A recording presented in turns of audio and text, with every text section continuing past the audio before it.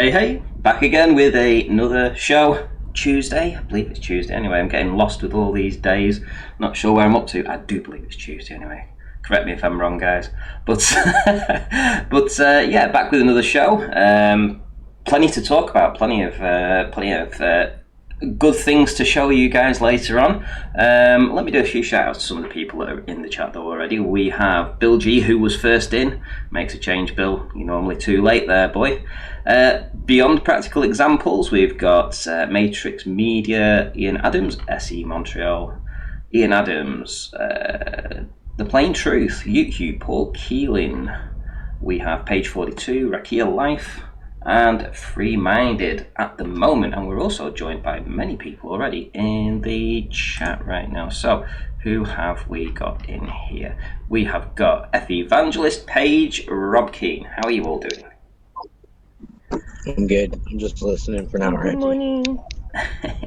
Reggie, how are you? And it's Wednesday for me. Oh, is it? And me. Oh. Yeah, I'm in the future, remember? Oh, See, I know yeah. everything that's going to happen because I'm already in the future. What's it like tomorrow? Oh, it sucks. Cloudy. It's really cloudy and rainy. It's horrible. Yesterday was much nicer. You mean today? yeah, today. Exactly. Yeah, today was much nicer than tomorrow that was yesterday. Something like that. That's now today. Right, okay, so another show. Hopefully we'll get some Globers in to have a little chat with. Did you see the video I put out today that I put out? Did you get a chance to watch that? Yeah, I watched it. What did you think? It's a little short one. Yeah. It was a short Yeah, what video. was it again? I Just think I remind me, watched because I'm half asleep and I can't remember. So so Brian Shuker, you see him in the chat now and again. I think he's under Brian Flatten Level, yeah. So he did an observation from Formby, and yeah, he saw a great distance at some distant mountain, old hill. I say a mountain, it's a hill. It's only like 150 meters high at its top. So yeah, it was quite a good observation, because I think there should have been the height of Blackpool Tower missing from it. It should have all been behind Earth curve. I like the Mr. Bean thumbs up at the end. The look on his face, that was classic. Subscribe if you do. Subscribe. I've actually been getting quite a lot of subscribers recently, I have to say. I mean, I think in the last two or 3 days, you know, I've bumped up about 50 or something. So that is nice. Because you put out good content. Yeah, that must be what it is. Yeah, you're showing that the work, things that Reggie. you've been Get talking rewarded. about, you're actually starting to prove them.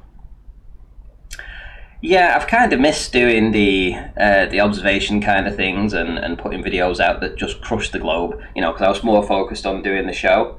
But I think that Dr. John D's video which is just absolutely awesome. And then obviously Brian's as well. Yeah, just really good. And there was a part in the video too, funnily enough. And I can't make the claim. Well, I could make a claim, but it would literally be a very weak claim. But there is a part in the video where he's panning through the turbines, and there's a distinct change on the horizon, and it looks to me like it's a lot darker in this area at the bottom, and it looks like a little mount. It looks like you can make out some kind of a mountain or something. Well, so it bugged me, and I basically had a look. So I counted the turbines across again because I've got them all mapped out individually, so I know exactly where they are on Google Earth. So got to like wind turbine 14, and that's where I saw the start of this darkening area in the background was, and it ended at like turbine 17 or turbine 18 or something like that. So just for giggles, I decided to run a line through it as far as I could and just see where those two lines actually took me. And funnily enough, they took me to a long way. Well, let me see if I can get the image up actually. A distant place. Hang on, let me bring this up so I can show you. Open with photos. Now, there's no way to verify this. Absolutely no way to verify it because it's a lot of people will just dismiss it as sort of like a discoloration on the screen. So let me share the screen. But I'm hoping that if he goes back, and I did say to him, if you went back, you'd be able to perhaps focus on this area again. Now, most of the point we had this whitish area at the back, and then just at this point here, just from around about here, just going all the way over there and down to about here, there's a distinct darkening area. Now it's different to anything else that's in the video. You don't see this in the rest of the video at all. So as I say, just for giggles, I decided to run a line through it, and I ran a line through there, and I ran a line through there, and it was absolutely perfect. Absolutely perfect from the highest part of it, from one side of the Holyhead Mountain to the other side of Holyhead Mountain. That was 67.3 miles away. And basically there should have been 669 meters of hidden. Can I prove it was that mountain range? Obviously not. It's just a smudge, isn't it? But to somebody that's been trained in looking at these kind of things for so long, I just know that there's something there, but you would never be able to prove it. They could claim it could be anything, just a smudge on the screen, and they would be quite right because it is just a smudge on the screen. But I know now that, and I said to him, go back when you film, aim for turbine 14 and look around there, and if you see a mountain range there, boom, you've got an even better observation. So only a smudge? It is, yeah, it's a smudge in it. Smudge that. Smudge. Yeah, but I just have a feeling that it's there, because it even lines up with the highest part of it that here is actually the highest part where it should be, and it tapers off down to the bottom, and it tapers off down to the bottom, and it's the exact angle. if you go by angles, sort of like, let's say you're going for heading, I'll just make this up, 130.77 degrees, right? Well, so you fire your line off at 130.77 degrees, and it's right there, to one side of the mountain, and then the same on this side. So, yeah, just because it stuck out, and I checked it, and it matched up, but there's no proving it. There's no way you can prove this at all. But something to work on for sure. Because he had a great observation day. Did you see the other image? Have you seen the other image, guys? Let me show you the other image. Hang on. Open with photos. There we go. Sorry, just making my brekkie. No worries. No worries. Right. So yeah. So I'll just share this image here so you guys can see. It just needs adjusting so that you can see the contrast on it. But there you go. Definitely a mountain there. That's a smudge. Or it looks like a bit of a smudge at the moment, doesn't it? Till you highlight it. And you bring out what's there. Let's open. Yeah, there's something there. Well, I'm gonna adjust the contrast on it now so that you guys can see. So I'm gonna share my screen again. I'm gonna do it in paint. and then adjustments. So just go in the brightness and contrast. So this is how you bring the things out that's there. There you go. Look at it. How cool is that? And then you can check out the mountain there. It's awesome. Awesome stuff. And all that should be hidden. You shouldn't see any of that. That shouldn't be there. You know, if you live on a globe. We don't live on a globe though. We live on a plane. We live on a plane. Happy days. So, anybody got any videos they want to share with me? Yeah, the globe is a thought experiment. Ah, is that an actual video or are you just making that up?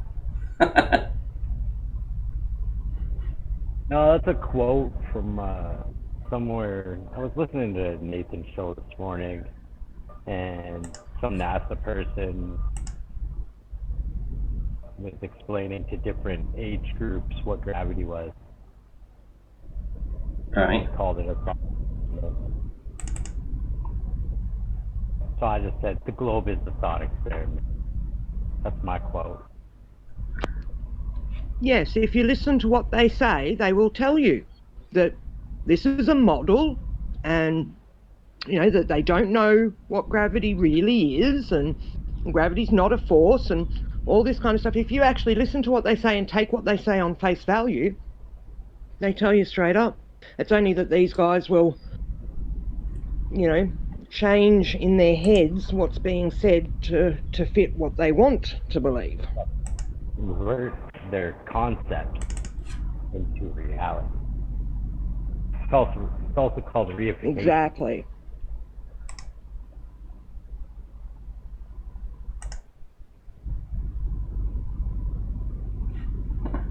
Why is that not opening?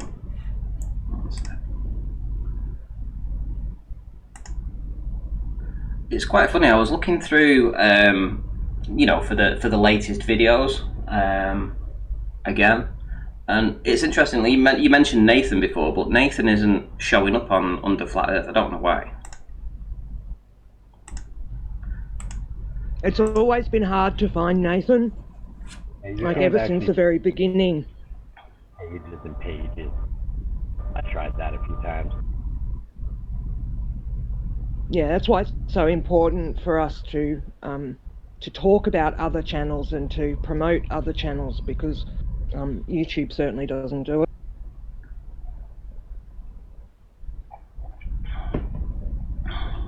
Yeah, but YouTube already told us that Flat Earth will not be promoted. It will actually be censored. They told us that in a Congress hearing in the United States. Yeah, exactly. Unless you're a globe earther. They don't have to censor you when they don't promote you. Like, you know, these guys that will say, oh, you're not being censored, you know, your videos are being left up. It's like, well, yeah, but if people like that woman who's put out, you know, and a video every hour Oh, she does my head of in. the day, oh my goodness. Like, she literally must be putting out a video every hour that she's awake. She was alive. So- She was live just a minute ago. She was live just a minute ago. No word of a lie.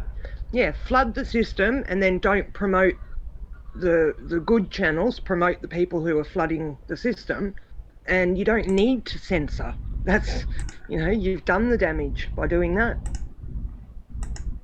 Spot on, Paige. Spot on. So I don't know how many of the audience actually go out looking for flat Earth content or what have you. So I'm just going to bring this over so that you guys can see what I see when I search for this sort of stuff. So let me share my screen with you guys.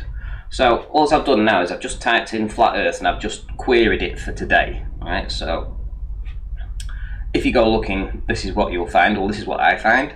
So starts off, you've got Clown Core. It's got 18,000 views just 7 hours ago. I had a watch of that, and it's just some guys in a car driving around playing some, I don't know, just flutes and stuff. It's really weird. I have no idea what they're like, psychos. It's weird. But anyway, that's top of the list. Then you start coming down to that woman that you just mentioned. This thing here, I mean, look at the state of that. Yeah, crazy. Crazy. It's like, what the fuck? Anyway, so yeah, dear flat Earth, but because she puts that in the title, she gets high promotion on the list. So she's got a video there, another one there. That's 2. This is a third one. She's live right now, actually. Apparently, she's live right now. So that's 3, 4, 5. And we got a bit of Fight the Flat Earth. Then we got another one from her. That's 6. Another 7. Another 8. Another 9. Another 10. 11. 12. 13. 14. 15. She's done 15 today. And yesterday, I think she did about the same. Wow. Yeah, 15 videos. And it's no wonder that decent content is getting swamped under this avalanche of bullshit. Crap. Yeah. Absolutely.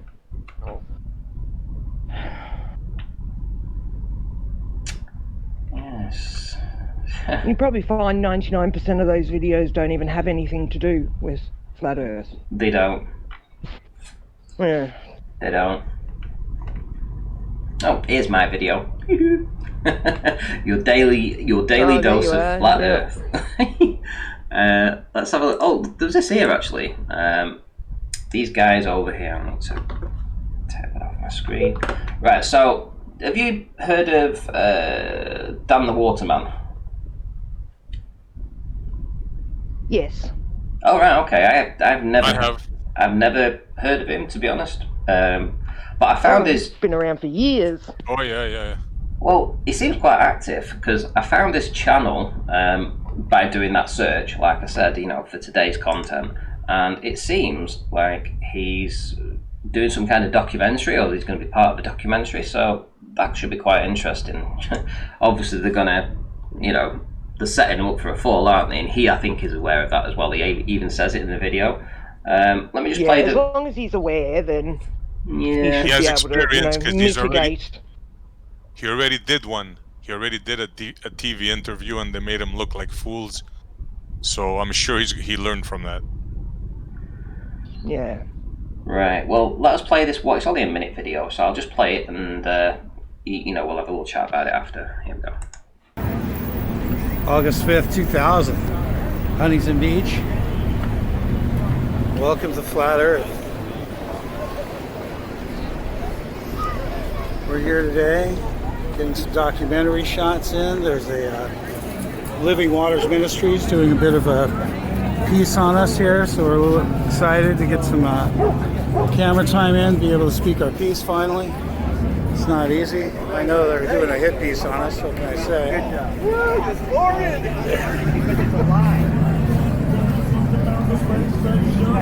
Earth is seriously flat.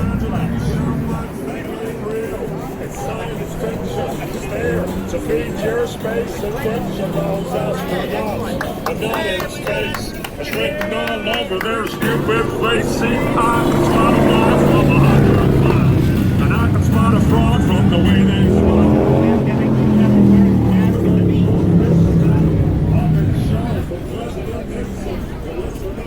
It thinned out. It thinned out all of a sudden.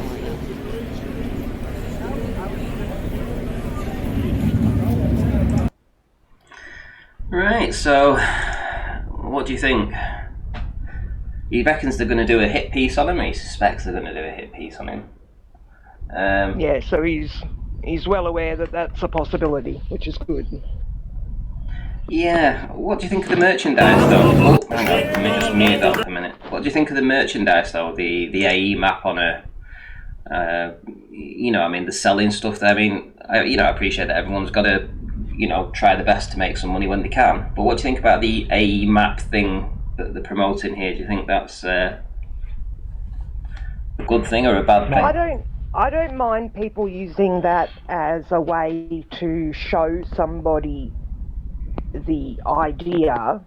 From what I've found, it's pretty good. They changed back to that in World War II, I think it was, when they were ending up getting all lost using the globe.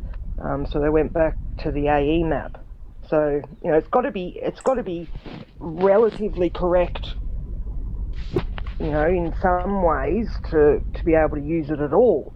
So I don't know. I'm just cautious of grabbing hold of another model when we've only just managed to get ourselves out from under the globe one.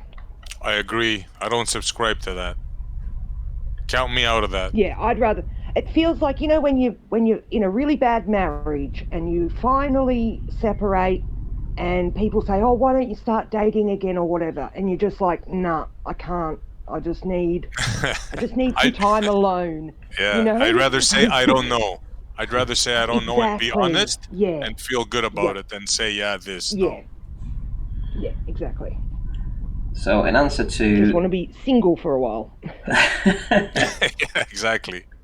Well, Mac Dornan says he's asking where was this. So apparently it's in Surf City, USA, at the Huntington Pier. So I believe that was today. So I don't know if they're going to be there for the rest of the week or what have you.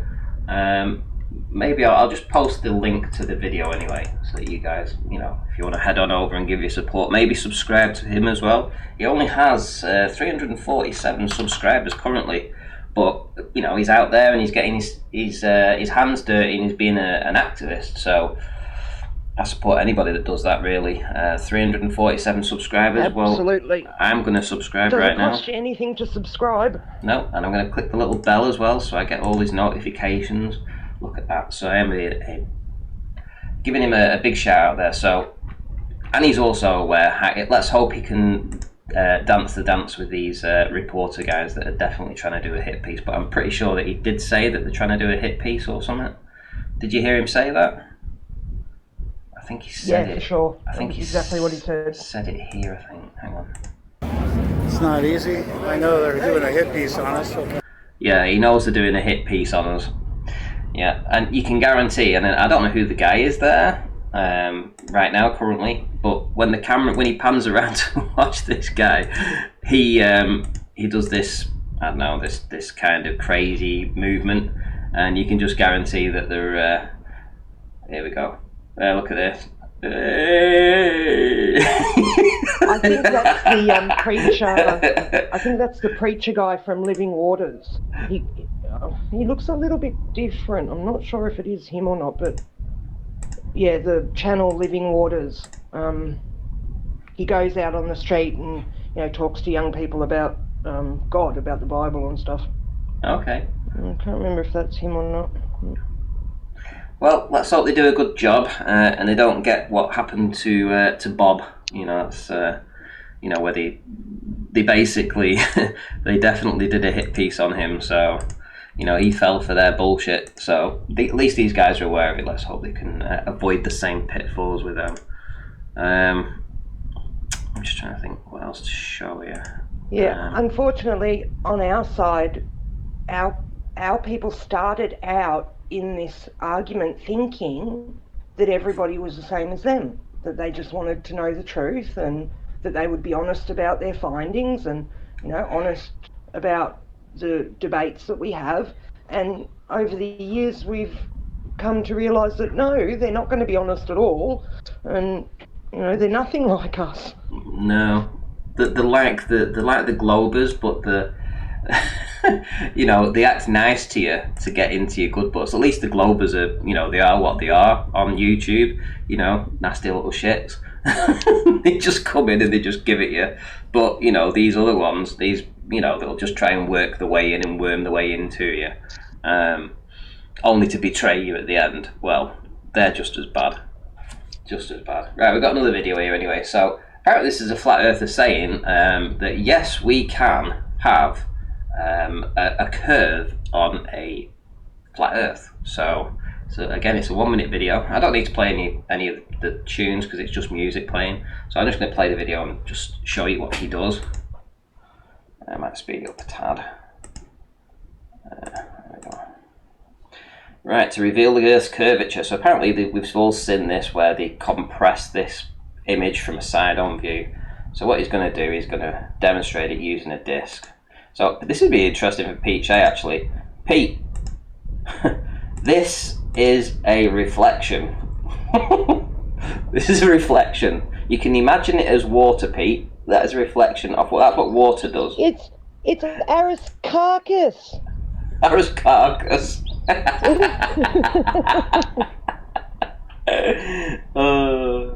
Yes, right, so they've compressed it, so he's compressed the disc, from side to side. I mean, it's still circular, so I'm not too sure what he's trying to show here or demonstrate, really, because as soon as you start putting this disc in, what's he trying to say, that the disc is at 3 miles? Because that just makes no sense to me. But anyway, I thought I'd put his video out. It's more of an optical thing, not a physical thing. Well, it's a function about how we see. Yeah, of course it is. If you take a wide-angle camera and you've got, let's say, a 180-degree view, you're going to see in a semicircle. Exactly. It's just plain obvious. Pretty basic, huh? It is. So let's. Apparently this guy's got, I don't know how many subscribers he has actually. Let's go to his channel. I think that's the only video he's put out. Yes, it is. So it's the only video he's put out. He's got 1 subscriber, and he put the video out 5 hours ago. So just for giggles, I'm going to subscribe to him as well and see what else he comes up with. I'm always interested in people that think a little bit out of the box, and to be honest, at least he put something together. It might be, in my opinion, it might not work, but it doesn't necessarily mean that other people might not get the concept.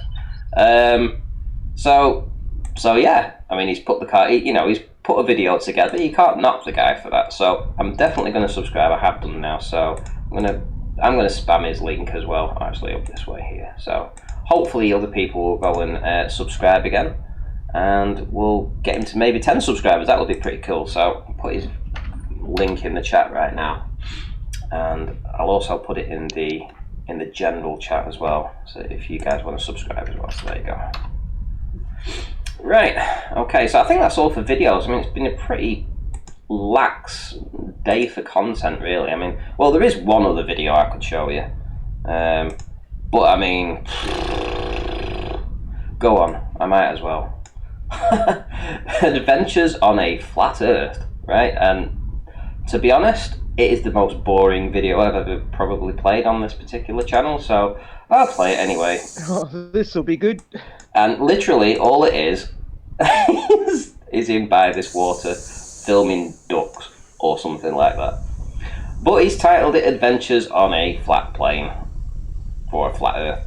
Well, that's what his channel's called anyway. So I'm yet to be convinced that he's a flat earther. It could well be a mocking video. I just don't know. Or just another one to, like that woman, to just flood everything with just nonsense, just, stuff with no actual content, no actual meaning. Yep, no words. Swans here. No, there we go. Oh, you knew about the black swan? That's a point in his favour. Adventures on a flat earth. Doesn't mean they know anything about the black swan. They still don't understand the argument. The ballers. Yeah, well, they've done the same thing with that other observation where Ranty said that it might be France off in the distance. They're now concentrating on whether it's France or not, and not the actual point of the observation. Good point, Paige. Good point. Don't let them do that. Yeah, I heard you say on your final thoughts yesterday, and I was cheering you on, going, yes. Don't let them talk about that. It's not about that. Just like the black swan, it's the bending cranes. They're trying to make it about this. It's not about France. The observation is a beautiful cake. It's a black swan cake. And if we can see France, well, that's just icing. Yeah, that's my position, that we can see France. Yep. That's my position. I also I also acknowledge beyond any shadow of a doubt that it is a black swan. I even say it in the original video that it's nicknamed a black swan image. And how can the Globers not understand? What else could it be? How can it's not France, what else is it? Well, considering it was a very sunny day over there, and it was sunny all over France and all over the UK, apparently it's clouds or thunderstorms or something, if you believe the Globers. So, yeah, it's a shame though that the weather forecast doesn't actually back them up for that. So, yeah. Well, nothing really backs them up with their arguments, doesn't do that? They don't have much Notice, backing guys. anywhere. Notice, Paige, Ranty, notice that they're not saying, "Oh, it's not a black swan." They're going to France right away, right? Oh, That's are they? the only thing they have, bro. And Yeah, I think the response is clouds. Yeah, no, you're right. They are clouds. Now let's focus on the horizon. yeah. Yeah. The horizon is. So, my argument is obviously going to be this. In the original Black Swan image, we do have some land in the distance in the original Black Swan, and it's actually in the footage too. So on BM69 or whatever it is, BLSM 69's video, you see the platform, and then in the distance, I think you've got this island that's around about 35 miles away or something, and that is absolutely clear as day in the imagery, right? And we're not talking huge distances, you know. Well, we are talking huge distances, but in terms of actual how much further you're pushing it, it was only like 2.5 times further. And this particular Black Swan, I think, is a better Black Swan than the original Black Swan. I mean, we know these turbine distances. We see the guy in the water. We know the observational height, you know, so nothing can be argued. You know, in the original Black Swan, they were arguing, oh, maybe he was 10 feet above the water, you know, or maybe he was 20 feet, and they wouldn't have it that he was down on the beach, even though that you showed it him.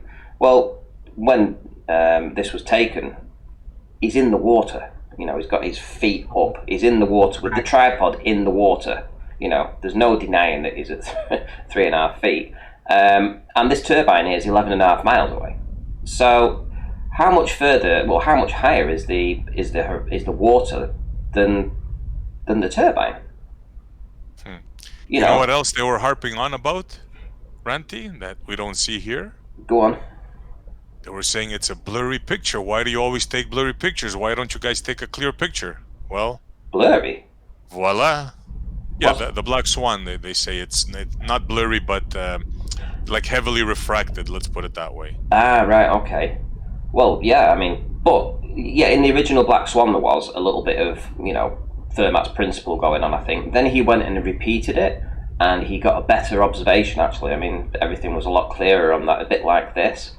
But they would never look at that one. Yeah, we can't control the weather. It'll depend on what the day looks like, what the picture will look like. Yeah, of course. Of course it will. Yeah, but they stuck on the original one. They never went to the second one, what Ranty says. They always bring up, look, it's blurry and this and that, there's refraction. Yeah, that's their obfuscation. Yeah, but there's nothing they can say on this one. Yeah. I just don't know how they don't get the what a Black Swan is. I just don't understand how they just don't get that. Right, this is flat water, right? So from point A to at least 11 miles, it's flat water, and you can't have flat water on a globe. You just cannot have it. If you had flat water on a globe, everybody would be dead, right?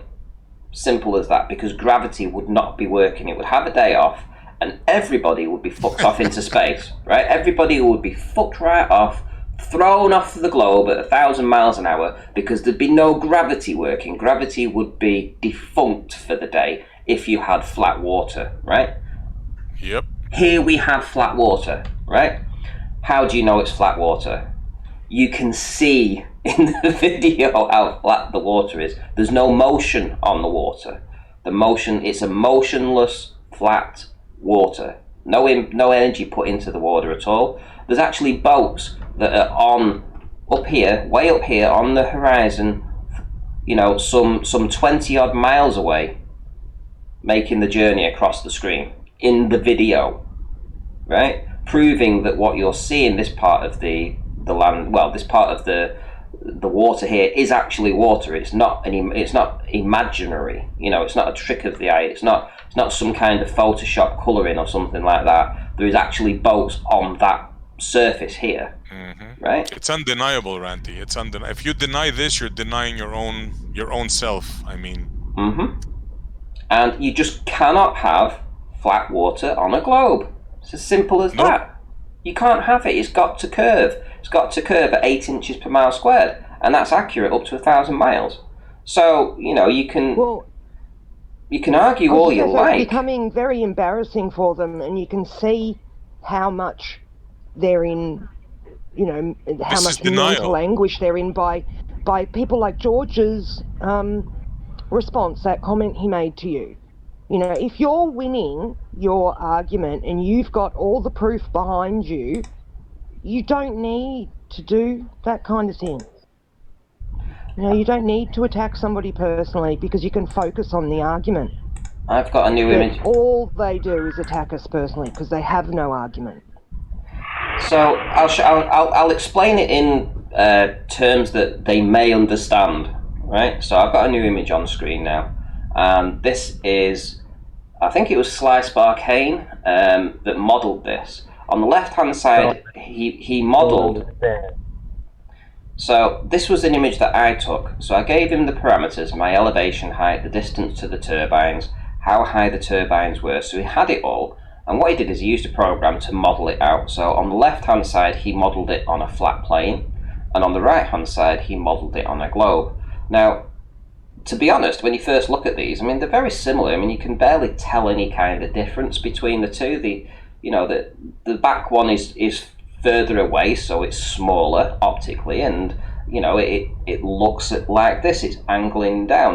This is your own globers that have done this. The same on the globe model over here, but this is the part that you should be focusing on, and this is this part down here. Can you see the feet of the turbines? Now the feet of the turbines have been dropped beneath the horizon, so obviously the blue area. Hang on, Randy, he hasn't taken angular size into consideration on his ball. He's just dropped them under the water to take that height off right it. well let me There's make no angular size in that. So let me make the finishing point, which is that this is what your horizon does. Because you can mathematically tell how far the horizon should be, you can plot where these turbines should be behind the curve.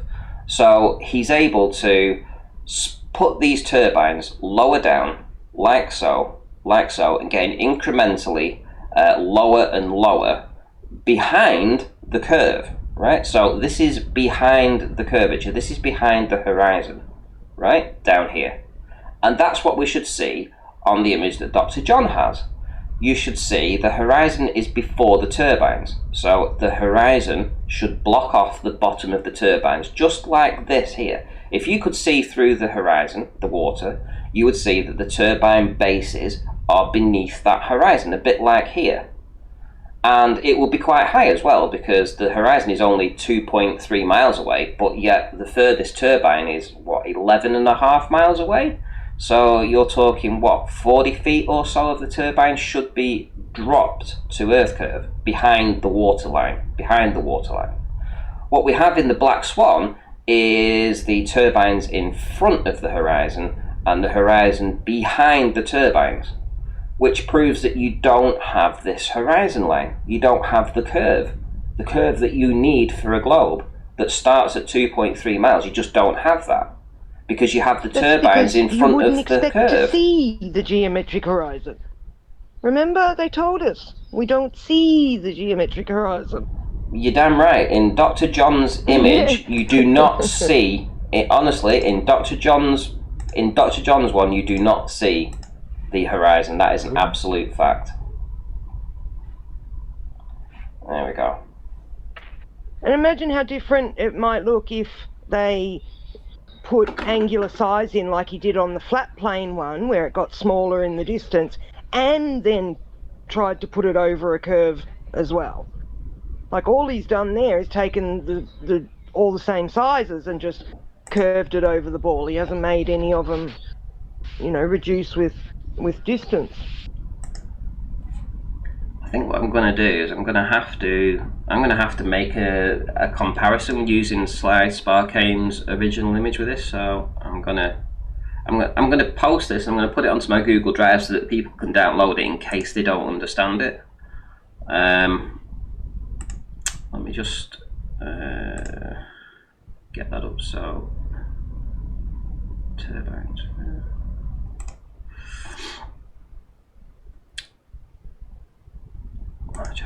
There we go. So yeah, I mean, I just don't understand how the Globers just don't get this. You know, just or is it they don't get it, or they just refuse to acknowledge it? You know, I mean, do you think that's what? Do you think they play dumb? It's just refusal to acknowledge it because we've shown them enough.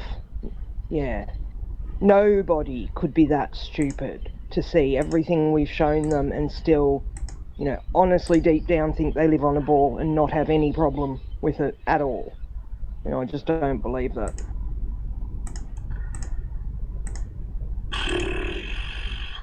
Now this would be a good thing for, you know, on a t-shirt or something actually. Ranty, Oh yeah. Ranty, So you remember, think it's a globe and show France in the back, Yeah. a mile on top, and each mile on the windmills. Did you say something then? yeah, a couple of years ago when we were presenting a distance over water, we weren't looking at where the geometrical horizon should be, but now that we've got that, it's just a pity that we hadn't realized this 2 years ago, and we would be so much further on. But it's a learning curve for us all. Forgive them. Listen, it's a matter of time, and we've just got to get the atmosphere right, and we can show so many black swans images from now on. I'm just going to save this here, and I'm going to upload this to my Google Drive actually. So this is what's globe.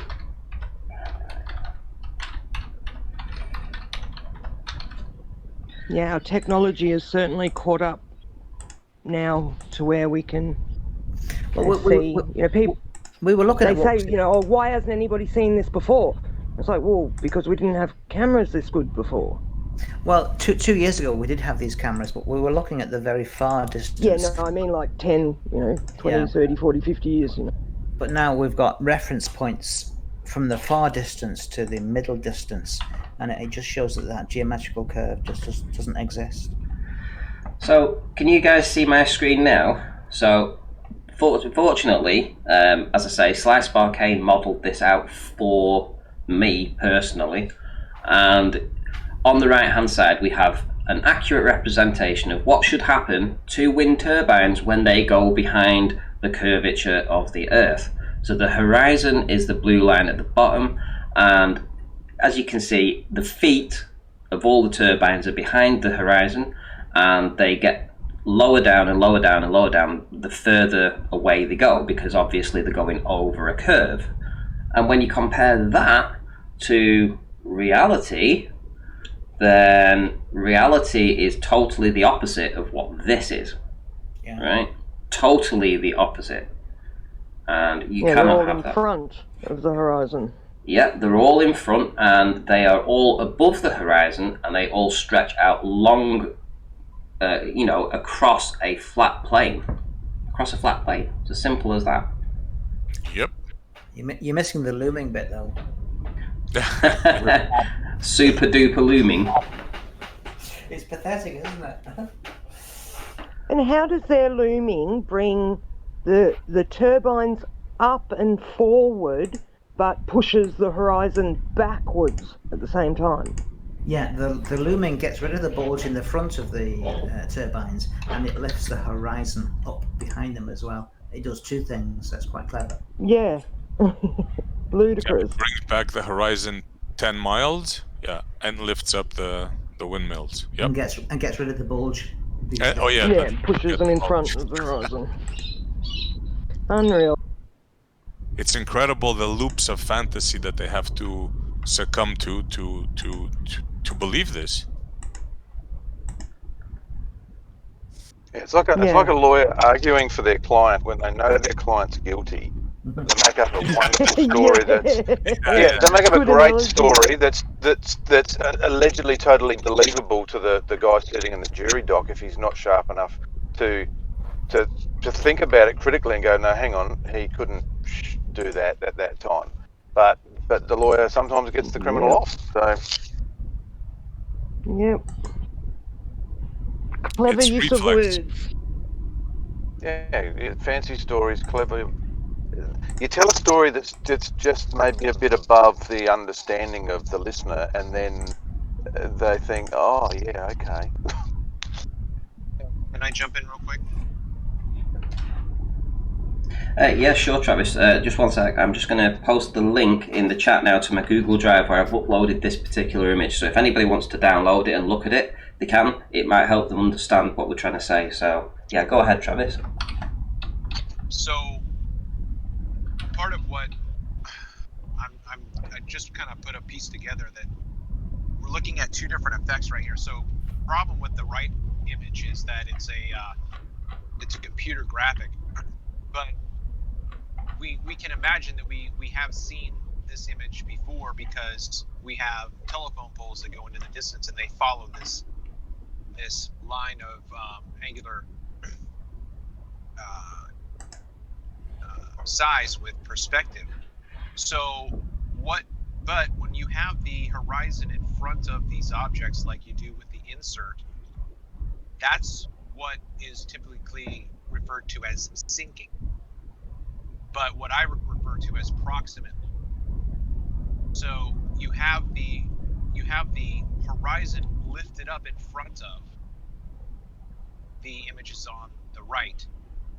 On the left, you have what is looming. Okay, I've said this in a couple of times recently, but what I mean is that the image that we have on the left matches with consistency the appearance of objects in this condition of the aether band or the air. Okay, so Keith Carmody's got it. I've got it. I know Wide Awake has got it. Ranty, I'm sure you do as well. But what I'm saying is that this condition of the medium produces the blur in the distance, which is France. Okay, that's what it always looks like when this phenomenon is happening. But what's different about this phenomenon and the one on the right is that the water is dropped down. Not the water, but the entire image is dropped down so that it looks like we're higher up because we're seeing farther. Okay, I've explained a lot of this on my channel, but I've not Travis, can I ask that computer image? That is the same as like a photo where we see as if the water is all pushed up in front of us and is blocking something. Yeah, the best way to understand it would be if you think of the horizon as a constant wave that's always in the same spot. And once you go behind, you know what a wave, everyone knows what a wave is. And if you go out swimming and you're behind a wave, you won't see yourself behind the wave because the wave's blocking you from people seeing you because there's a wave in front. Imagine the horizon is just one constant wave of water. Well, it's just an edge. And everything behind that wave is dropped off the globe, horizon. And that's all it is. Yeah, that's all it is. Imagine like this is just a constant wave down here that's always in the same position. You can always measure it because it's the same distance, and you know where everything is, and that wave is always there. But in this case, it has to be there. Yeah, it's not. There's no way you can flatten out. That proximate looming that Travis talks about can block decided to take a break. Sorry. Yeah. No, you're right. Yeah. Well, now that you mentioned that, this is I should have just mentioned BMLSB because both in the images that he produces, he has a real life picture of the horizon in front of both platforms.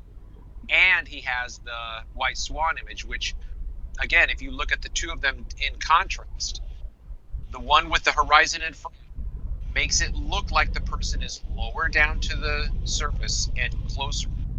And then the other one, where you can see farther, would require you to be elevated and farther away. But he's at the same elevation in both, and the only thing that can account for that is the medium.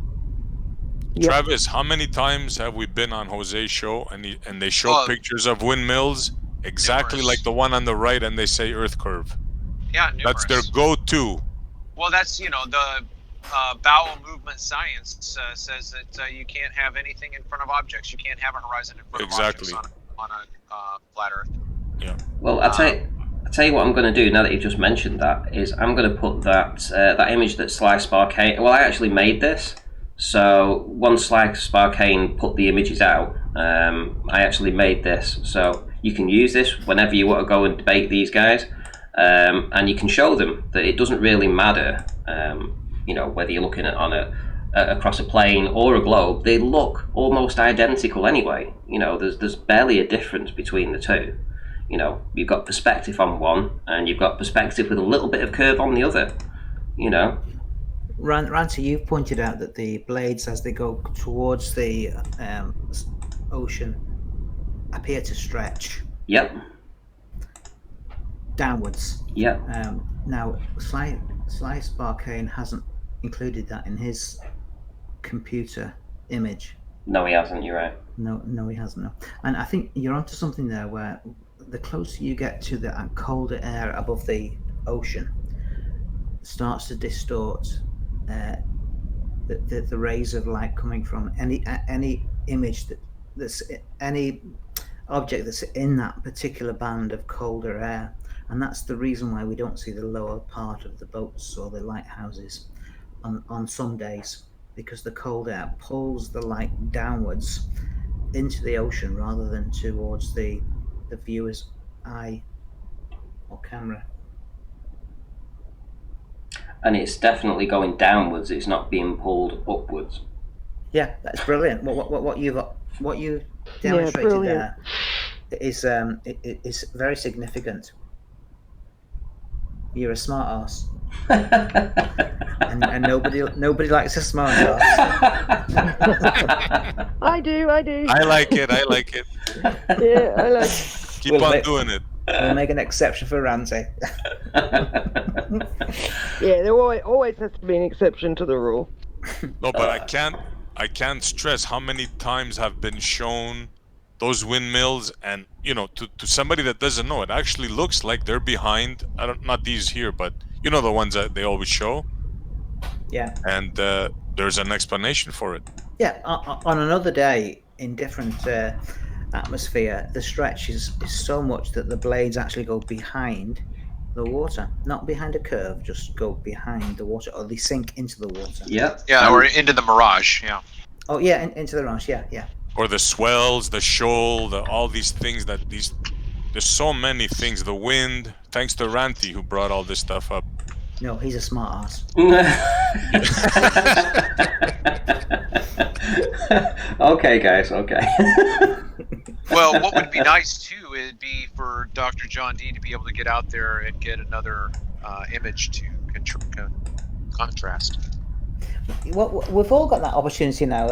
When we have channel markers in the view that we're looking at, they will give us a reference point, because we'll know where they are, because they're stationary, and what happens behind them, and that's where this black swan imagery will appear.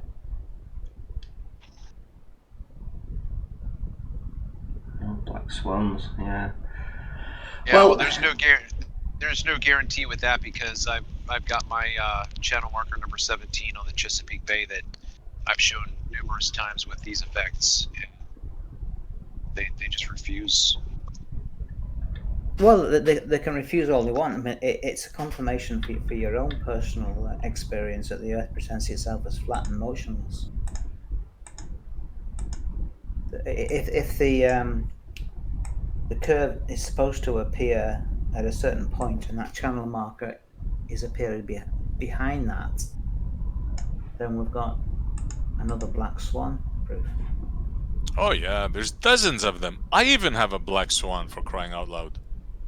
I have a video of a 13-mile bridge. The water is completely flat. From me, you see me on the shoreline to the bridge. I mean, anybody could do it. Yeah.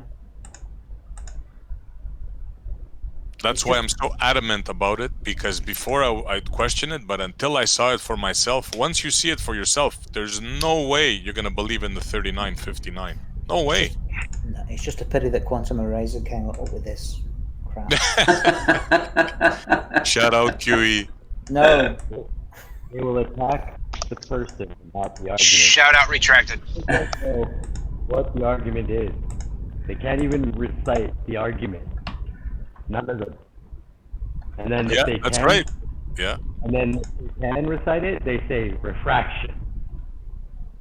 That's the only thing they have, Rob. That's the only thing they have, bro. They don't have refraction because it's based on 76R. No, they don't have it. I mean, they use it. Don't get me wrong. Yeah, exactly. They don't even have it anymore. Yeah. We've destroyed their geometry for it. So what about Soundless Bridge then? What is Banana Bridge? That's a visual effect. It is. Yeah, there's a meme with a pool cue that's curved like that bridge. It shows you how there's this optical effect you can do that makes that. Rakia has dozens of pictures of showing it completely straight. Yeah.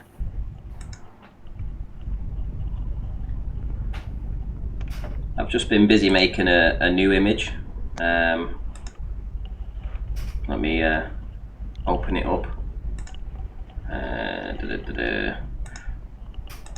Right, so number 3. So open that with. There we go. So let me share this so you can see. Tell me what you see with this. There we go. So anytime these globers turn around to you and say,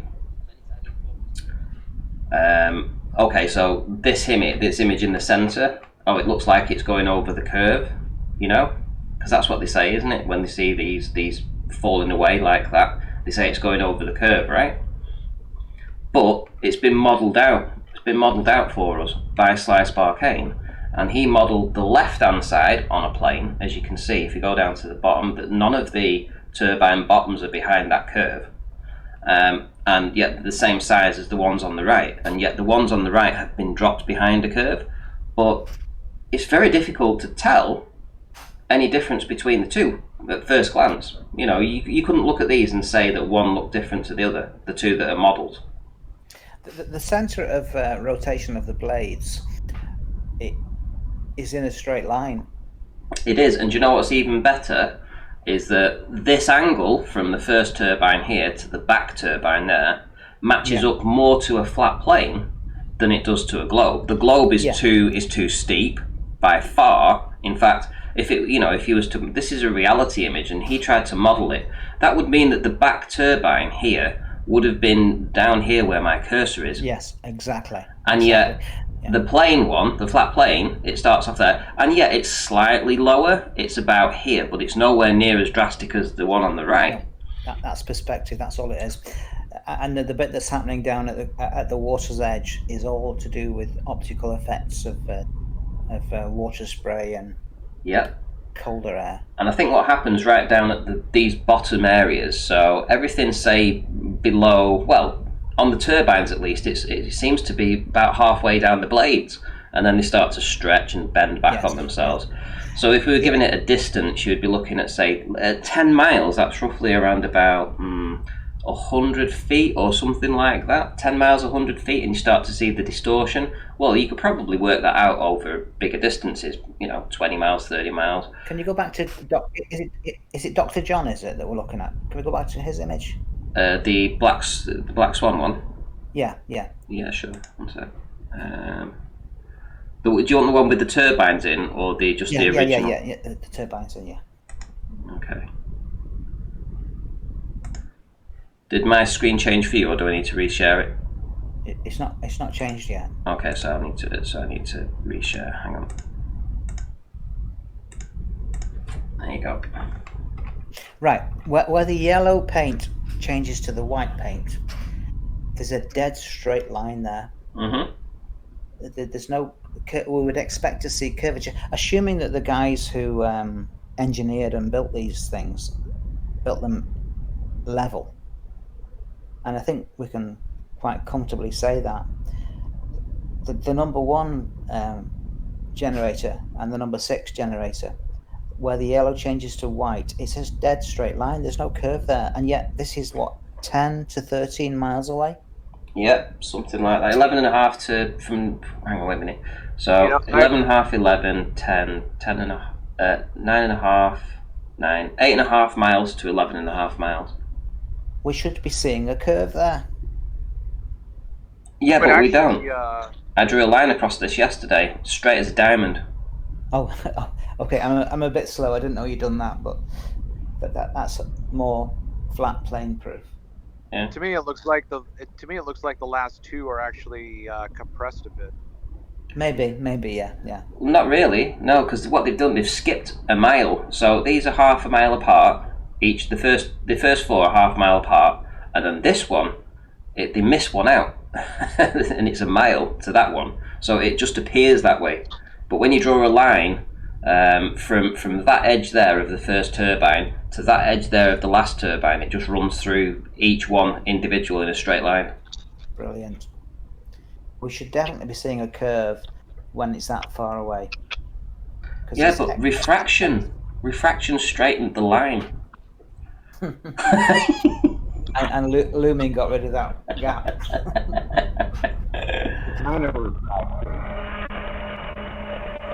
That's 76R refraction, terrestrial. Where did they get the R from? Where did they get the R from? It was made up in somebody's mind. Do you know what? I've thought about doing a skit about this and getting a few of you guys involved and making a video about it. And I even wrote it out. I actually wrote the script. And, you know, we... All right, go ahead. No. I'm in. So yes, I was just messing around one day, and I spent a few hours making this script together, and it was basically just knocking about in the 1600s or something, and you would be John or Dave or Mike or whatever it would be, but you wouldn't be called that. You'd be called Horatio or something like this, and Sir Lancelot. Sir Lancelot, yeah, and it would be. Oh, how can we fool the masses? What can we do for the next generation? What can we do to really screw with them? Well, why don't we tell them that the Earth's a globe? And everyone's taking the piss, you know. Can I be circumference? Circumference, yeah, I like it. Oh. Ah, that was a good one, Mark. I mean, Helvetica. This is circumference. I like it. But yeah, I mean, I just thought it would be quite hilarious that at some point somebody actually came up with the idea, and they had to bandy it around, a few of them, to, you know, to sort of like, you know, pass muster on it. And you can just imagine them, you know, each of them making it sound more ridiculous. You know, well, why don't we have it spinning? Yes, spinning at 1,000 miles an hour. Hey, I know. Why don't we add some water to it? Ha ha. That's a good one, Randy. You know, why don't we tell them that, you know, we could go and land on that thing up there on the moon? It's just ridiculous. Why don't we say we're traveling at 4 million miles an hour? Yeah, ridiculous speeds, and say that the sun is further away than the moon. You know, I mean, just like really fuck with people's brains, you know. Yeah, like, did you know in the winter the sun is far closer to the Earth than in the summer? Ha ha ha. So anyway, I've got that script somewhere. I do still have the script. I never thought about doing it, but the more I think about it, the more I think that they probably had to do something like that at some point. You know, to be where we are now. I mean, they had to make this shit up. You know. Youth has a good one in the chat. Our round table is actually flat. Ha ha ha ha. Your round table, get it?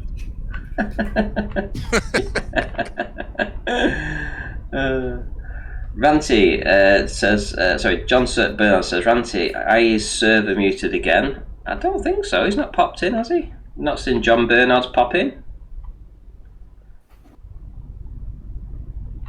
No, I've not seen him pop in. I don't think your server muted. You know, so I don't see him. No. No, he's not even in the chat, is he? So pop yourself in if you see if you are server muted. You might be. I just don't recall that you being server muted anyway. But you know, what have you sent there, Bev? You've sent an image of some turbines there.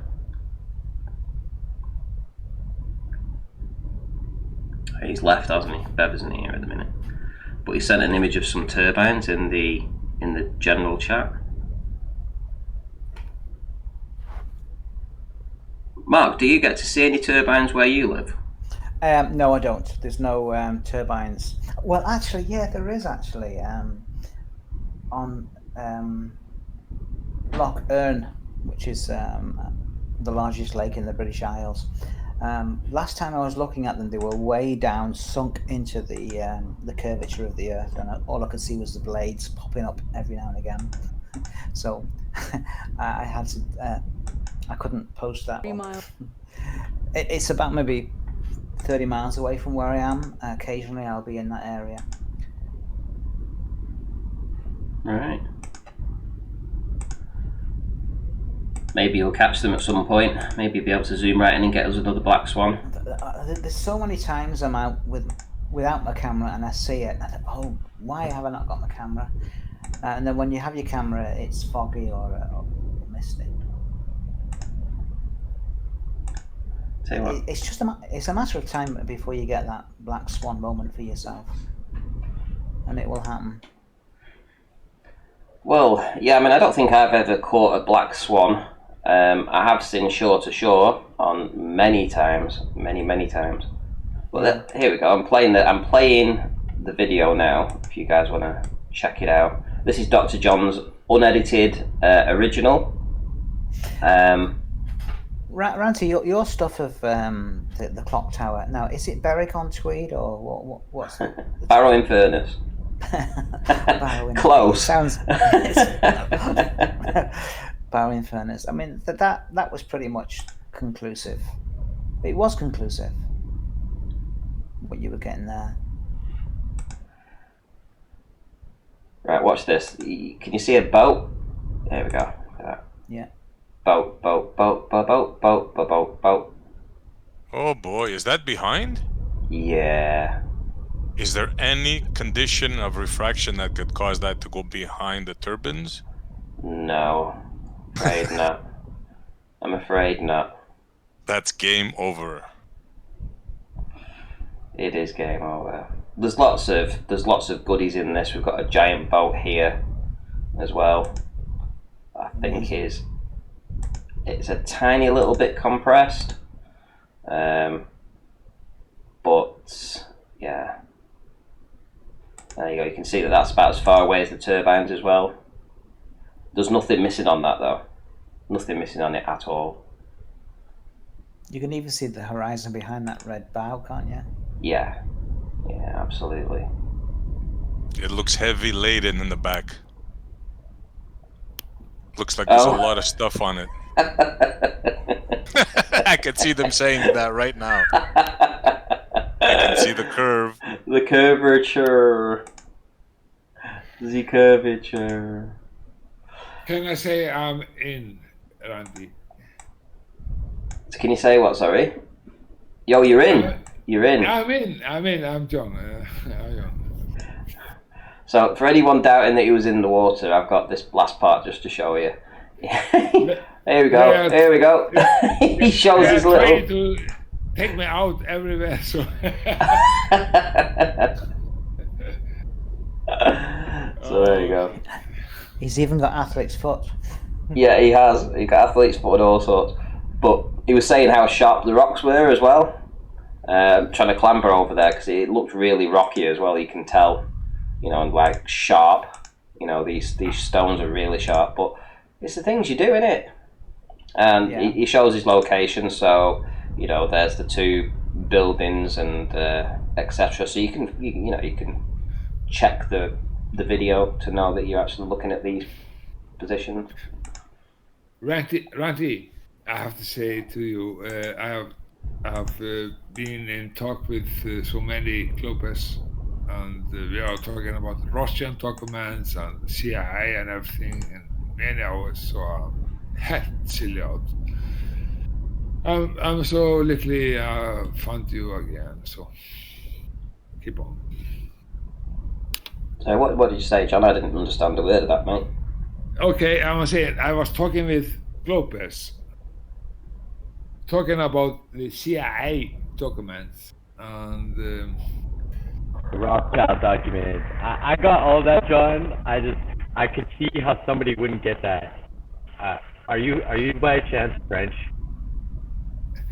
Yeah, it was a big hour about documents and CIA and everything, you know, about so many things.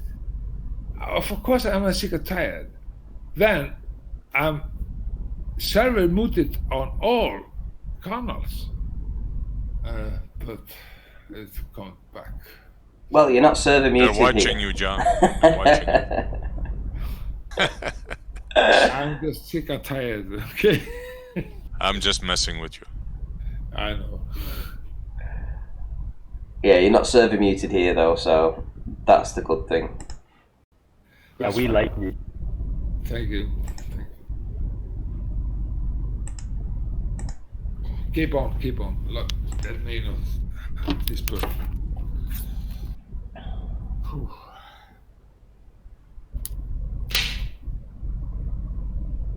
Stop wasting your time with Glovers.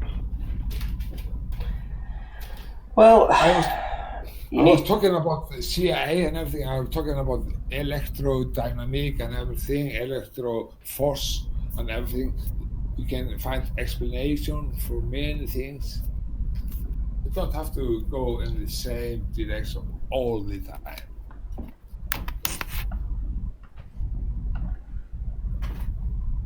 Well, this is curved, this flat week. Yeah. I fucking love it. You know, I come from the north. We call everything big, you know, to the end.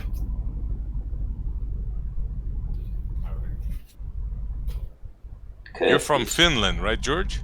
John, I mean, sorry. I'm not from never say that I'm from Finland. So... Oh, I'm sorry. I thought you were from Finland. No, I'm from Iceland. From Iceland? Yes. Oh, cool. Excuse me, I'm just old. I'm just young, and of course I can speak. But I have been in many fights, so my everything is going out. Helsinki, like Finland. Are you like a big Viking, John? What? I'm a Viking. Yes, I am. You're a big Viking. How tall are you? Because I believe they're quite tall where you live. I fight a lot in my life. Street fighter and everything. Yes. No, how tall are you? What size? How big?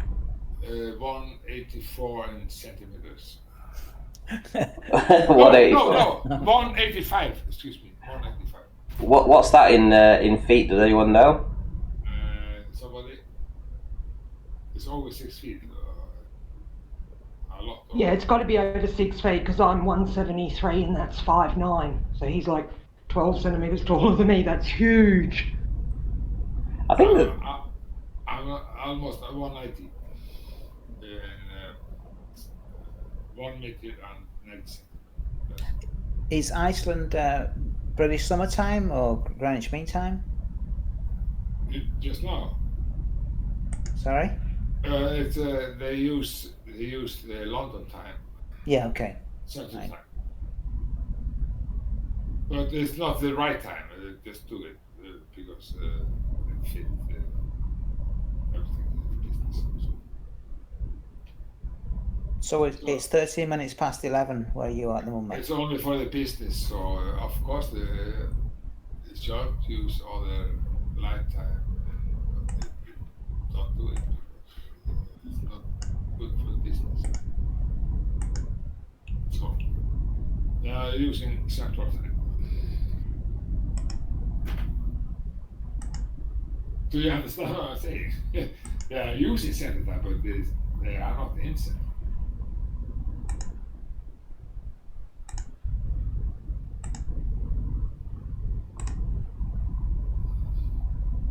Looks like everybody's thinking. So, if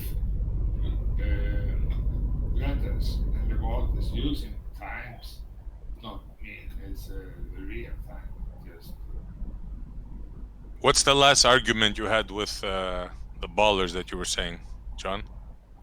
Okay, there's many things.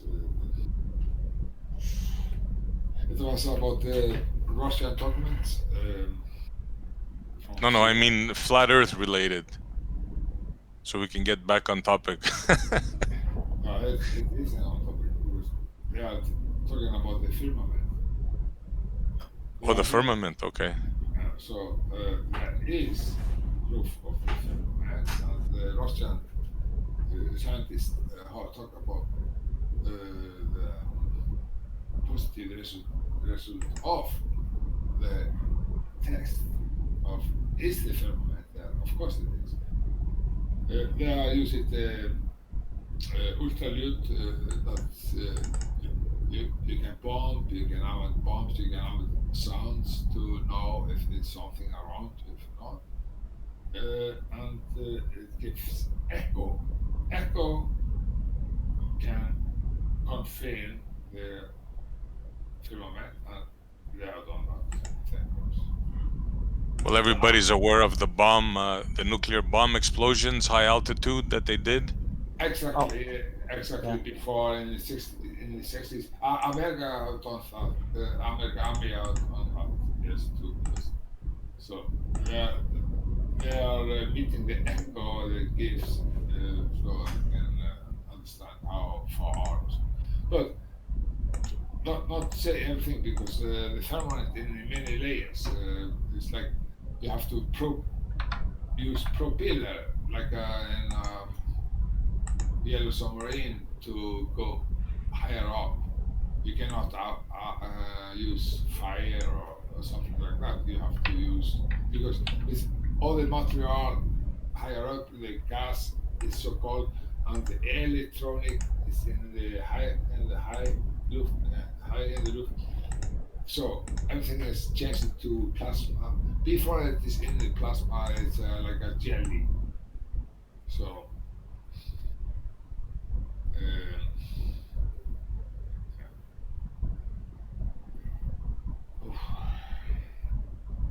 You're right, John. You sound a bit out of breath there, mate.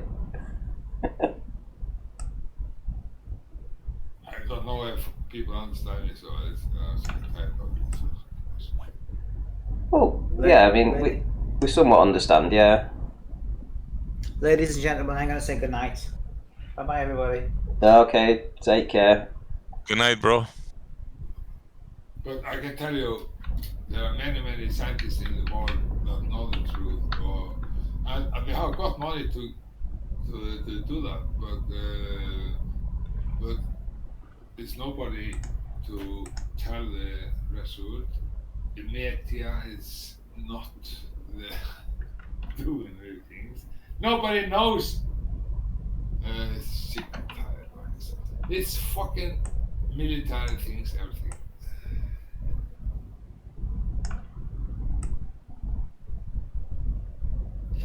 People don't know what it's about.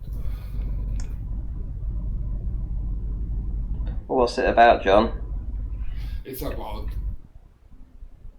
fantastic. The Russians know much better than nobody else because they really got it. Because I read it. It's very difficult to read. And it's not pleasure. It's fucking shit. Okay, but what's about? The Russian scientists, they are talked about Antarctica and everything. They say it's about the Totemischoon. They are talking about the electromagnetics. It's like a cylinder, 2 cylinder over us. like south, north, it's two-cylinder overalls, electromagnetism. But it's not like we understand it. It's two.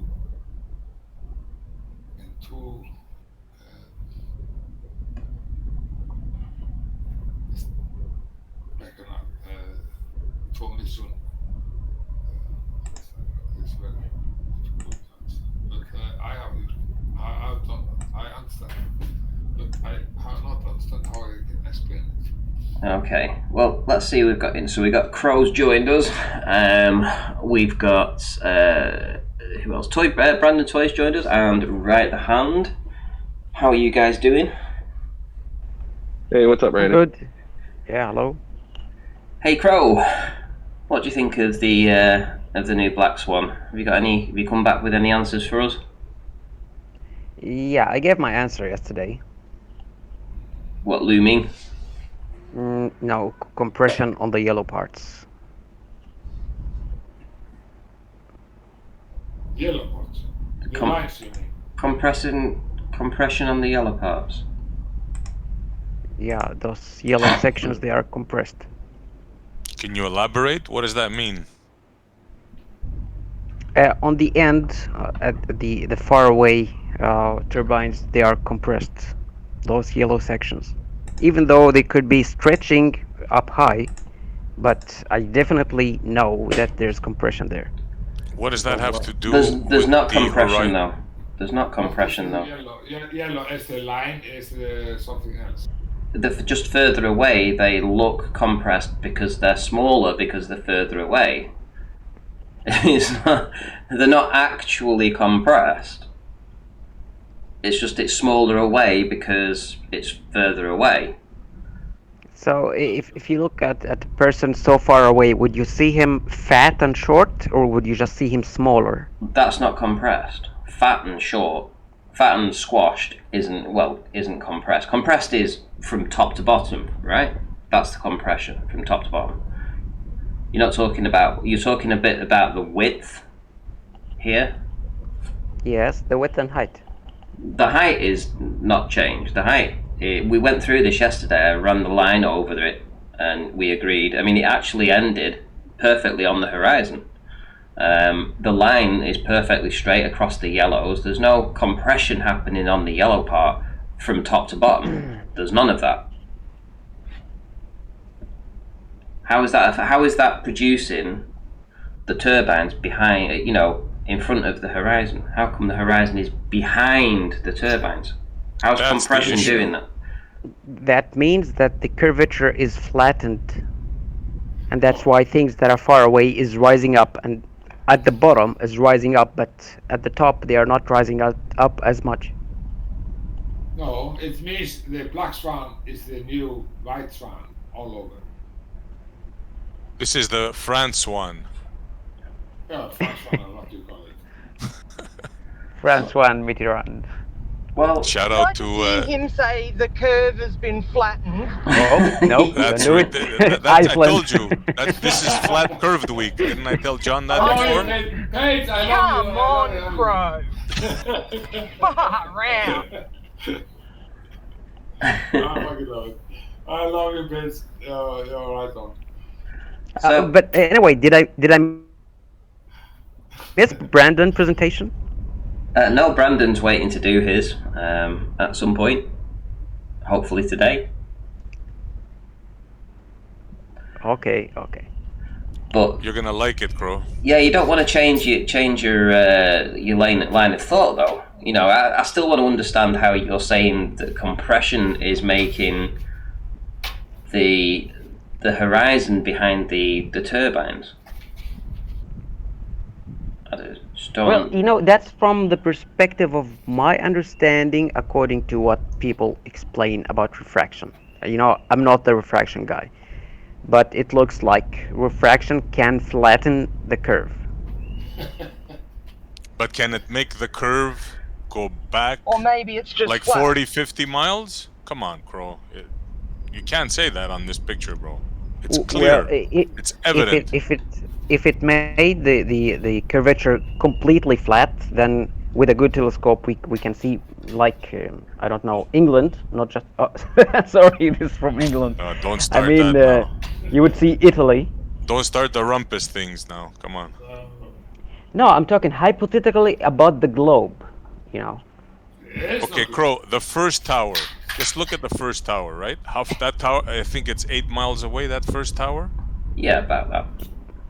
Now, is there any question in your mind, Crow, that the horizon is behind that tower?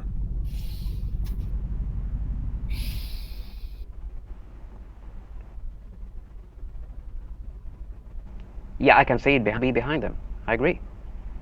So, I mean, that's case closed. I mean, we can argue something else, the shape of the moon, the crescent, whatever, but this is case closed, bro. You can't argue this. Closed. You're right. Okay, what force is flattening the water? This is the. What force is flattening the water? What force is flattening the curve?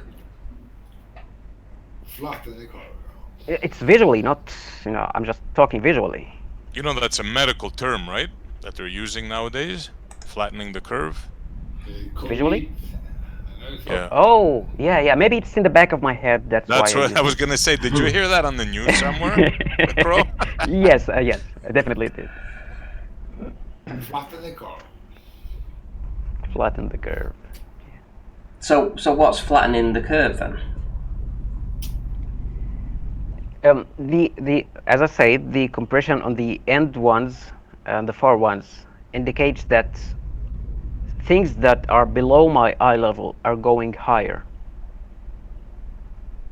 What? Say it again. Things that below my eye level are going higher. Not higher than my eye level. I'm just saying they're going higher a little bit.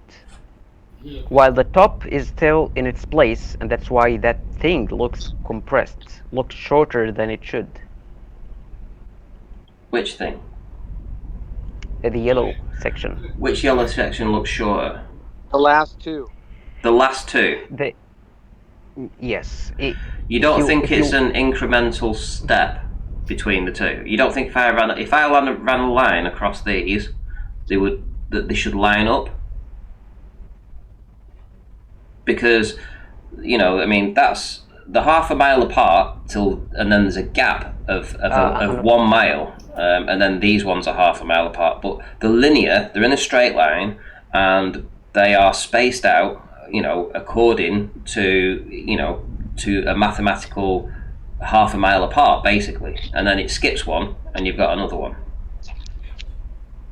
So. And it doesn't match. It doesn't match curvature. It doesn't match curvature. If it was curvature, you would get like an arc, because you know this one's going more over the curve, more over the drop.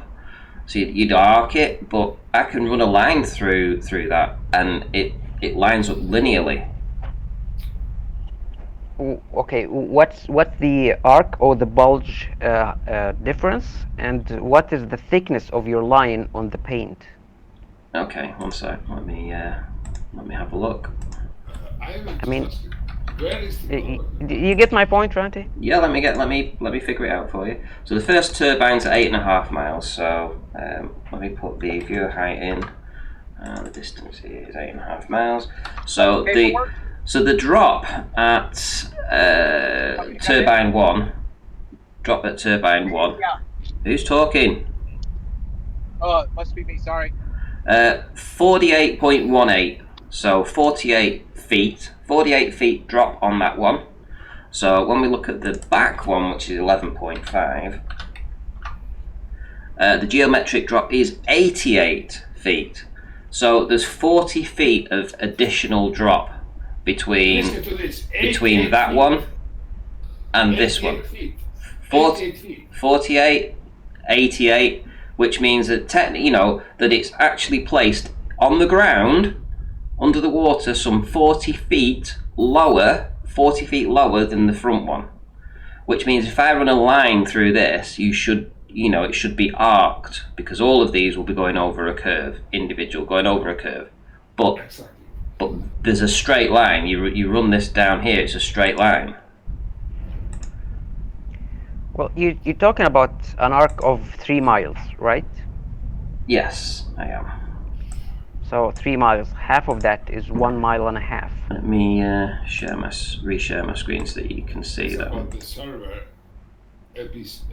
How high you are from the surface. So let me run a line in so that it's accurate. Let's zoom in. So I'm going to run it from this edge here. Yeah, right there. You happy with that?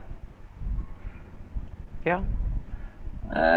To that edge there.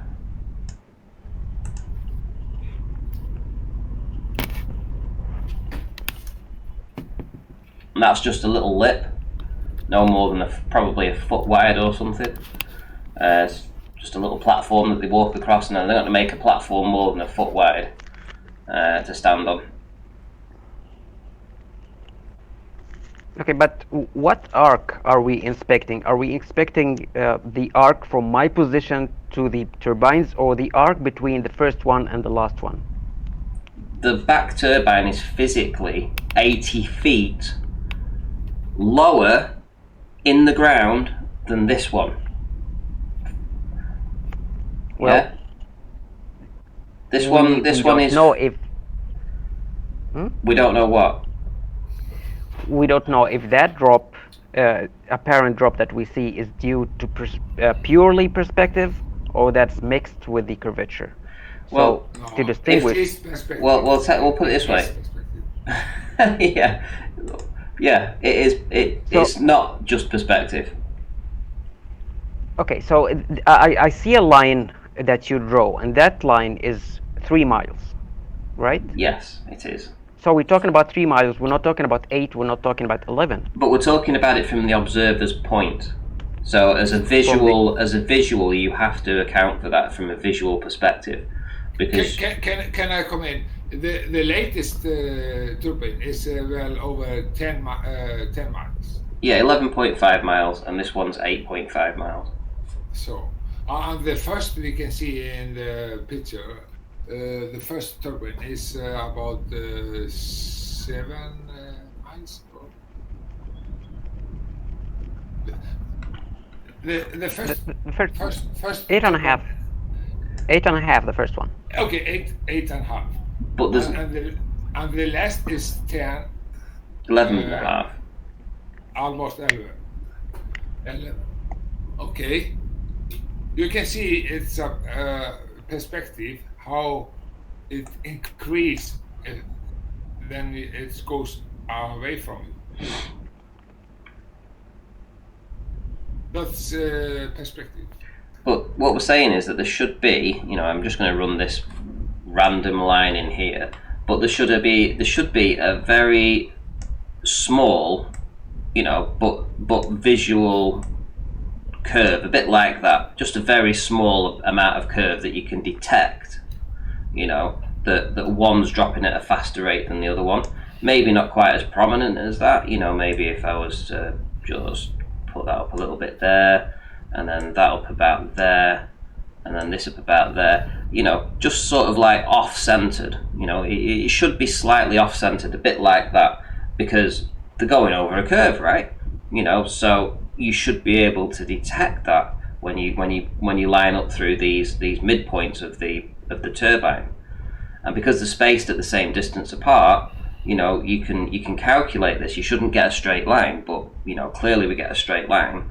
But because they're built over a curve, you should get a small, noticeable curve that you can measure. Now, these turbines, that's probably only 10 feet or so of drop that I've put on there. Maybe less, maybe 8 feet. But it should still be noticeable, should still be noticeable. According to my calculations, it's not more than 8 inches. The middle one is higher than would appear higher than the first and the last one by 8 inches. Doesn't matter. By 8 inches. How did you get that formula? How did you get that calculation? The built around. I draw a line from the first one to the last one. That line is 3 miles. Yeah. Half of it, 1.5 miles. So the turbine in the middle should be higher on that curve. No. Hey, dude, so you started from the middle and moved out and said it's just 8 inches that way, and it's 8 inches that way, or 6 inches that way, and 6 inches that way. Oh my goodness me, that Crow. I mean, I've heard of somebody trying to fudge the numbers, mate, but that's seriously beyond a joke. You're doing this as a visualization of the turbines. Now, from his position, this turbine from his feet has dropped by 48 feet. From his position, it's lowered itself around the curve by 48 feet.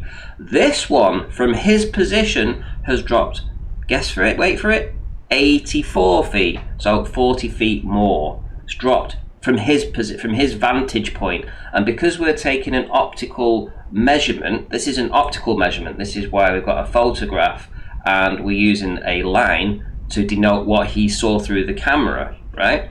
Now, from a physical perspective, his position has allowed a 40-foot drop of this turbine compared to this one. Okay, yeah, I get that. If you're talking about just the first one, the last one, we're not trying to draw a line between them.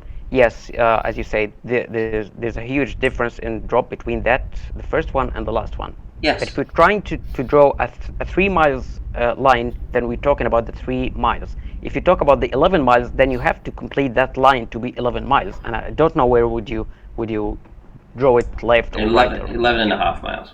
11 and a half miles. Yeah, so if I see a line represents 11 and a half mile, yeah, you can say that. But this, what I see is 3 miles.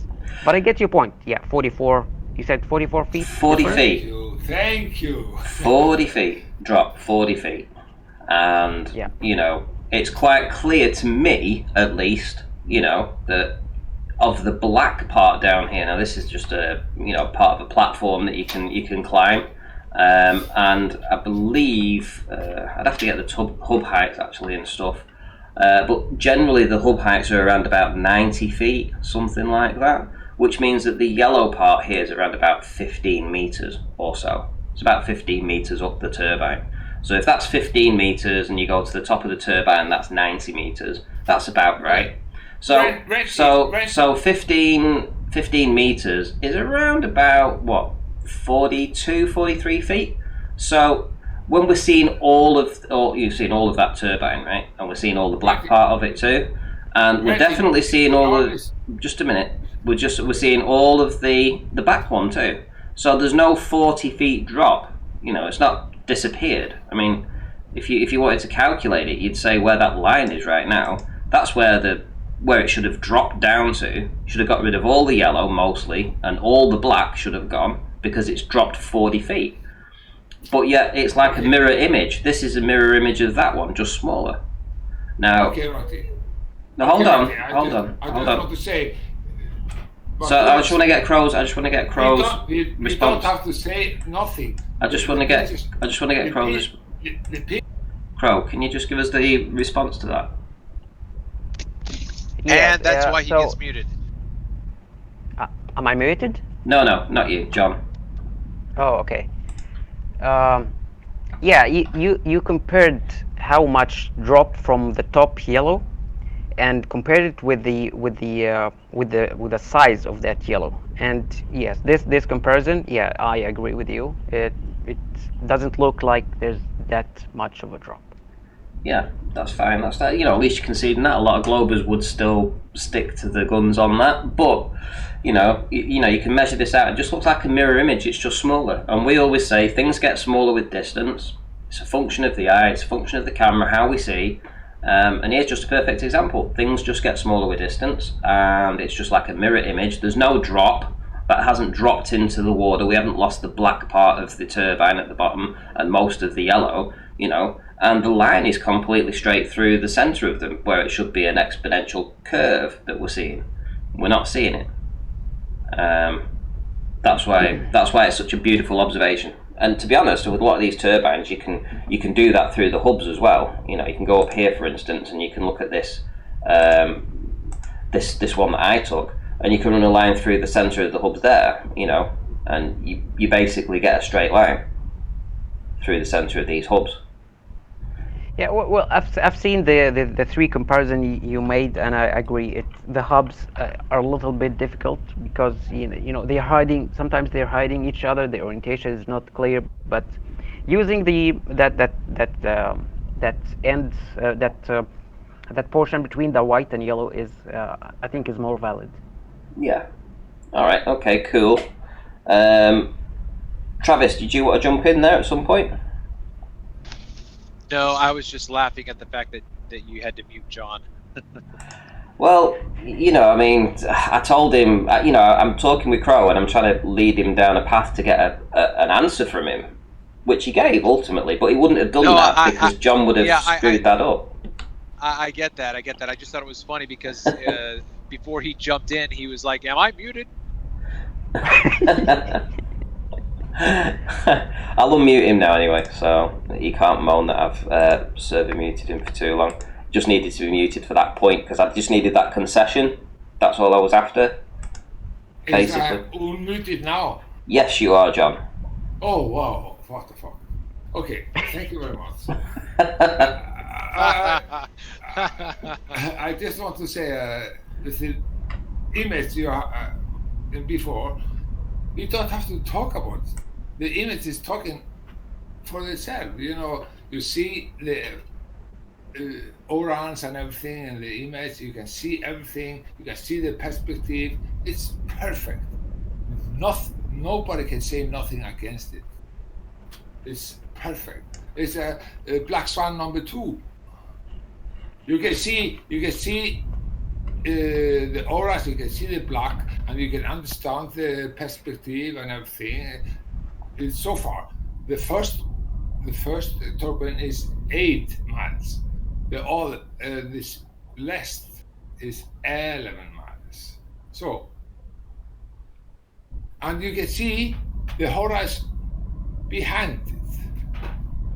Yeah, that's the main thing. That is the main thing to take away from this, is that the horizon is behind it. We need to focus on that, even more, seeing as that Slice Barcane quite nicely, actually, modelled this for us, where he put the turbines behind the physical horizon. So yes, sir. He shows us what should happen with the turbine feet. The turbine feet should be behind this wall of water here, this blue part, which is the physical horizon. And because we have the dimensions of the globe, the physical aspects of that can't be changed, i.e. the physical position of the turbines cannot be changed in relation to how far out they are in the water, and they cannot be changed in relation to an optical vision of the globe and where they present themselves next to the horizon. They should always, always, always be behind the horizon. Always. It's always. Always. Always. They should not be. They're trying to take our attention away. They're trying to say everything. Paint, windmills, France. But it's all about where he is on the beach and the relation to you, the windmills, and the horizon. That's it. It's Black fact. Swan. Fact. Black Swan. So let's do it another way for the people that are probably just joining the channel and haven't had this argument before. So what is happening here is we're seeing the horizon behind the turbines.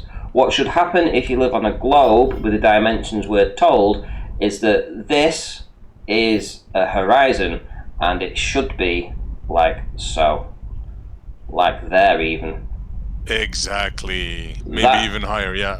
Somewhere there. That is what should. I don't believe people understand what we are talking about. So we have to say it in a very, very stupid. We have to say. Well, the feet are. Front turbines should be the geometric each of the globe. Well, the feet are still visible. We can still see them. Like that, they are there, but they're behind some water called the Earth curve. So there's the horizon, and when we get to that distance there, if you were to measure it from his position at 3.5 feet, and you would calculate this distance here to the horizon, you would get an Earth the shape they tell us it is. That's how you would get the shape and diameter of the Earth. That's how you come to the dimensions of what we're told. The fact that we see the horizon behind the turbines like that either means that we're on a planet as big as Jupiter, maybe even bigger, or it's flat. And I heard this, Granty. I heard somebody did the calculations. It's next to the diameter reaches to the sun closely. Wow!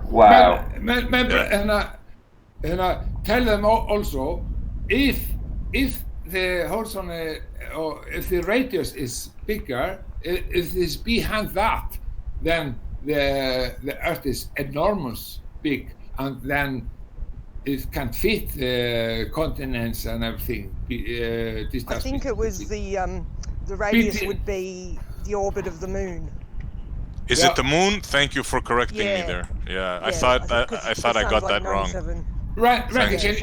Can you explain it for people that don't understand it? Well, yeah, that's what I'm doing. So, so because they've placed the horizon behind the turbines, it's pushed that horizon, at least probably 15 miles away at the very least. The horizon should be 2.3 miles away, so I believe from 3.5 feet. So, yeah, I mean, you cannot have these turbines in front of the horizon if you live on a globe the size they tell us it is. I'm not talking about that, Randy. I'm talking about if it is further away, how big the Earth must be. Well, to be honest, nothing else would work anyway with their mathematics. So just by saying that you would have to be living on a planet as big as Jupiter, that's basically just a slap in the face, because nothing else would work anyway, because all their mathematics rely on the Earth being the size that it is, so everything would fail. It just wouldn't work. So you've got two options. Either it is a globe they tell us the size it is, in which case this image can't exist, or it's flat. It's as simple as that, because you can't have a bigger planet, you can't have a bigger ball, even though this would indicate you live on a bigger ball. You can't have a bigger ball because the mathematics and everything else that you've come to understand about how the world works wouldn't work if it was a bigger ball. Exactly. Everything, the measurements to the moon, to the sun, everything would be off, everything. Yeah. That's where your horizon should be, right there. That's where your horizon should be, but it's not. And you can't have the turbines lined up like that with the horizon behind it. You just can't have it. It's impossible. It can't have selective looming. They'd like to tell you this is selective with looming. The horizon 50 miles, 10 miles behind. And why is it selective looming, guys? Because it's only the horizon that's moving up, right? We cannot have two horizons. But it's not possible. But let's be honest, what would happen if things were being loomed up? And Rumpus tells us this, right? Rumpus tells us this, that everything is loomed up all the time. And when we get refraction, everything is subject to it and everything is being loomed up, right? So if everything's being loomed up, wouldn't the horizon be being loomed up as well? Of course. Why would it be behind the horizon? The horizon would be loomed up, so would the turbines, so would the distant mountains. You'd just see them higher up.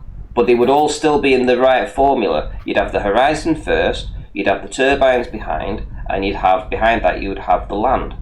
And because they would be beyond a curve, you would have the turbines behind the curve, and you would have the land behind the curve. And it would be that way all the time. All the time. Folk have to understand it. It's so stupid. You can't have two horizons. You have geometric horizon, or you have not. If you cannot measure the geometric horizon, then it isn't.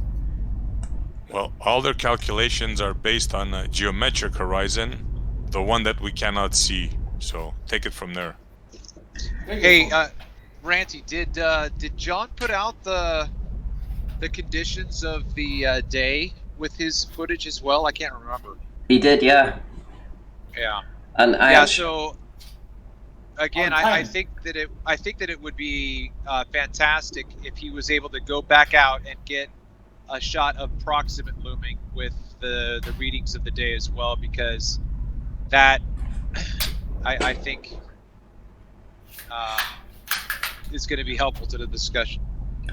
I think we just all know that a lot of it was down to the fact there was no swell, no wind making waves, and there was no tide influences, because it was done at a dead tide, you know. So with no water, no energy put into the water water wasn't moving around, and it just found its own level. And clearly, as you can see in the footage, it was flat. They talk about it in the beginning of the video. It's a very calm day. Extremely calm day, yes. Yeah. Just goes to show how much effect, you know, the tide has, swell has, wind has, you know, all of those things contribute in their own way to causing, you know, obstruction. And throwing all those variables that they don't really have accounting. Yeah, exactly, Travis. Beautiful CGI, guys. Please don't fall for this again. What? Hey Tony, do you want to tell us why it's CGI? Hey, because it has to be, because otherwise I don't have another argument.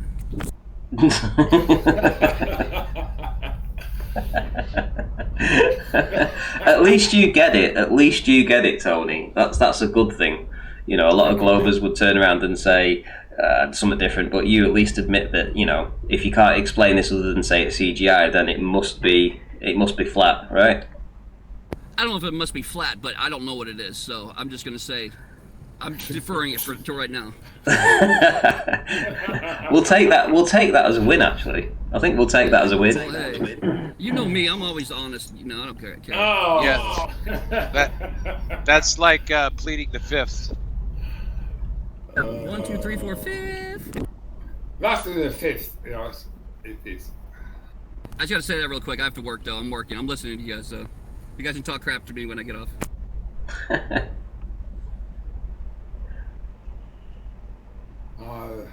It's over. Yeah. So does anybody get what Pete Shea's on about with this mirrored water layer? Does anybody understand how it can actually, I don't know, block things off from the midpoint? No. I mean, if water can do that, then clouds should be mirroring the surface of the Earth all the time. We know about the density in there. We know about the fraction and things, but we know the water. We know the nature of water. We know what horizontal is. Horizontal is horizontal. Does anybody know what this Aristarchus is as well? Because I hear him talk about it, and to be honest, he's still never explained it to me. Now I've heard him talk about it, but I've been waiting for 2 years for him to start at the very, very bottom and just try to be as simple as possible. But he knows. It's like talking to an astrophysicist who geeks out on astronomy and advanced calculus, and they just start talking about math, and you're like, whoa, slow down, man. You got to go back to like 2 + 2. And they just can't. He can't. Maybe a presentation, like 20, 30 minutes, start from the beginning all by himself. I asked him to do one about 6 months ago, and he still never got around to it. Isn't Aristarchus the tree that... At least to be on the same page. He's talked about it many times, guys. Come on. Yeah, but he said he's just repeated this. He's talked about it. Okay, with that comment, Essie, why don't you tell us what the hell he means? Sure, Travis. I'll be glad to. You didn't know that Aristarchus is the tree of life? We all came from there? And the moon, all the craters are reflection upon one crater, Aristarchus? He started it all, Aristarchus of Samos. Yeah. Okay, stop. So here's my question. Perfect. Yeah, right. But shout out to Pete. Yeah. But the question is, to start with the building blocks, what are you talking about tree of life? Yeah, Why? We don't know. Right. Because you're assuming the tree of life. Aristarchus is the tree of life. But I don't live in a world, right? Let's just think about it. We grow up in America. America has no real unifying story where we all have this spiritual connection as a people, right? We're not Navajo, we're not Cherokee, we're not Iroquois, we're not any nationality that has like this unifying national story. So the American, or I'm sorry, we as Americans today, we don't have a tree of life story. So, like, what are you talking about? The tree of life is a strain of marijuana. It's called the Aristarchus strain. I vote for Tony. Okay. But can I talk about one series? No, Travis has a point. Sorry. CA, Page, Ranty.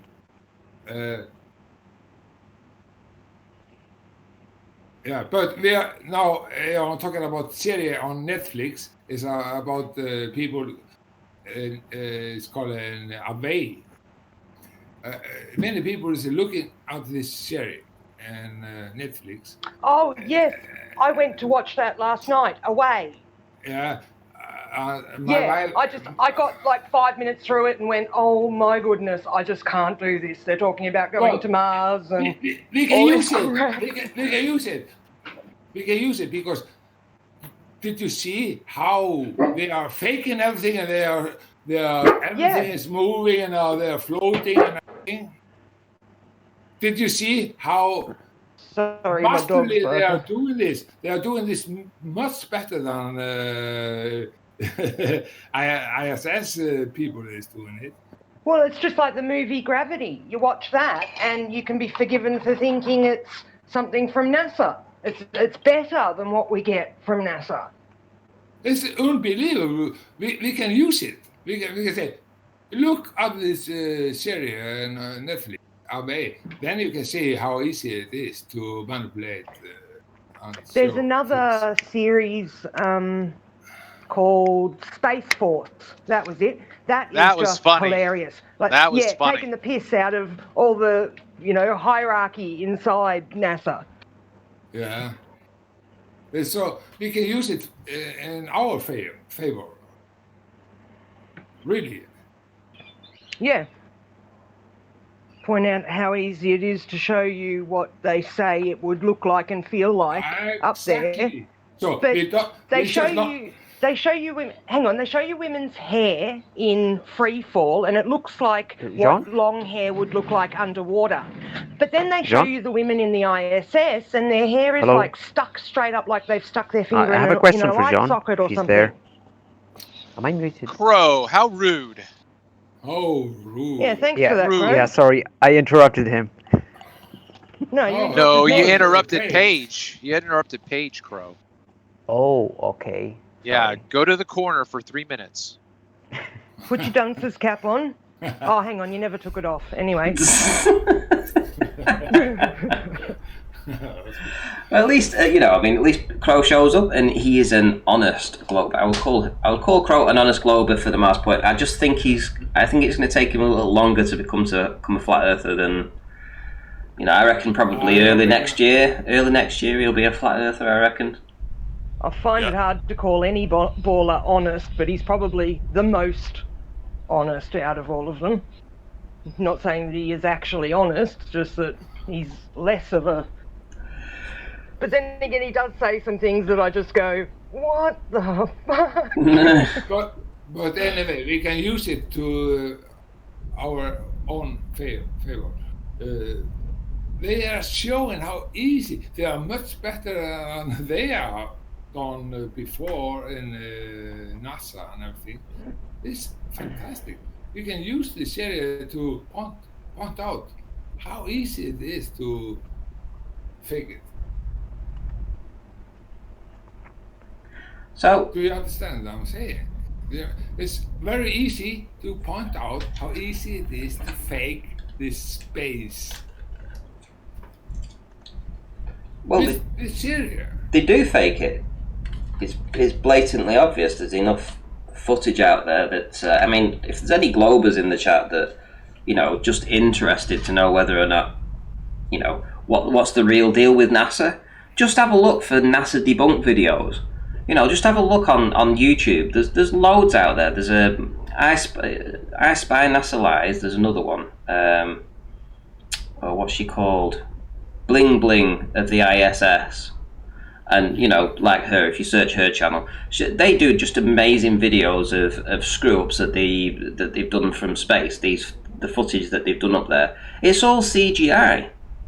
Yeah. You know, for the most part, it would fool you. You know, if you watch a full video. Hold on, John. Hold on, John. Okay.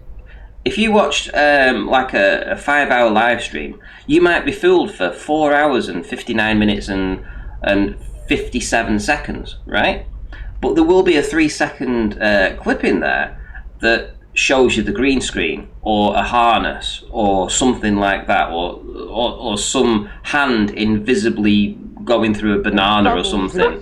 Yeah. There's, you know, they can fool you for the most part, and to be honest, it was easier to get away with it. Well, it was easier to spot these things 2 years ago, 3 years ago. It's a lot harder now because they've moved on, the technology's moved on. You can actually look into the advancements of this sort of stuff, augmented reality and the like. But there's still plenty. Wear augmented reality contact lenses. There's hundreds of hours of screw-ups by NASA on the ISS. Yeah. Hundreds of hours of it, right? Ranty, you heard of Apollo Detectives? No, YouTube? I haven't, no. Check it out, bro. It's right exactly what you just described. They're very good at it. Yeah, that's the one who fakes the images. Have you seen David? The newest video in Globebusters. He was in the green dress and was making fun of ISS. It was the same thing. He was doing the same thing they are doing in ISS. You know, deep in the river hole. You know what I'm talking about. He showed us in the home he can do the same thing they are doing in ISS. And he was giving the dog to his wife, or the dog was,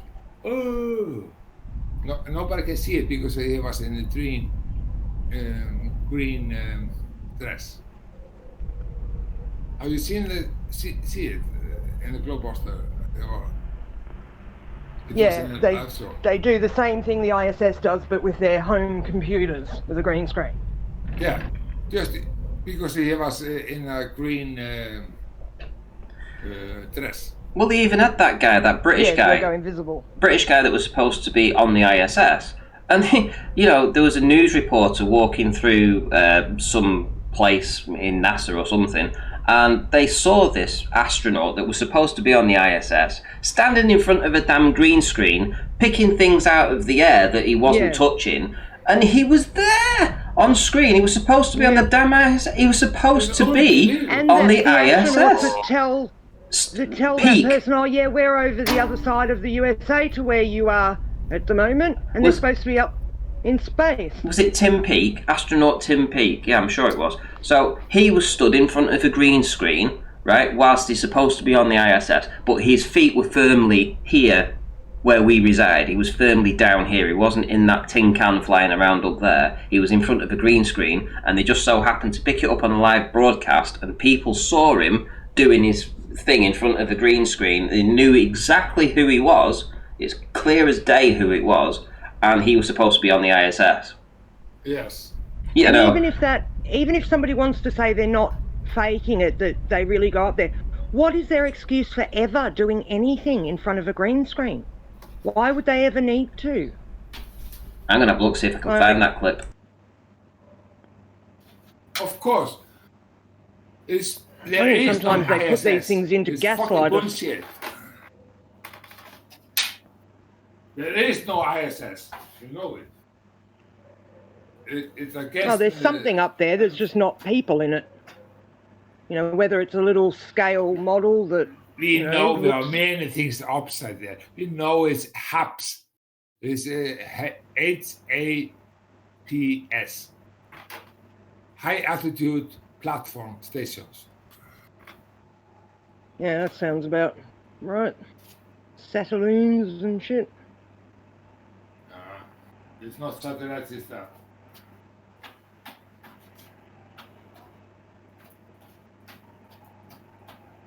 You know it.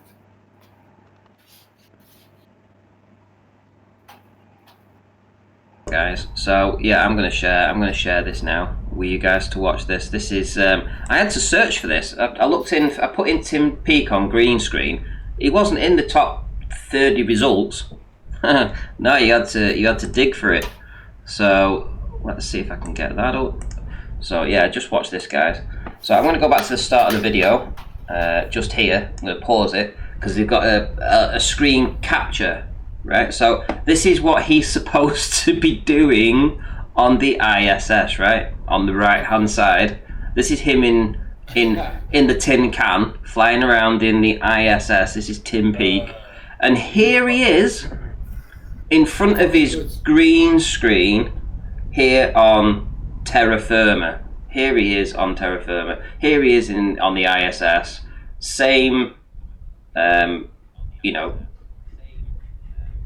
Yeah, that's the one where the president passes by with the wheelchair, right? Yeah, they push him. Push him through in the wheelchair. Puppy Bush or whoever he is. He was probably the man behind the killing of young Kennedy. And here he is. There he is. Yep. Going through in his wheelchair, right? And as I'm saying, they're just panning him around. Look over here in the top right. Look over there in the top right. So let's go back a tad. Just pause it there. Here we go. Wow. In front of the green screen up there, right? Look at it.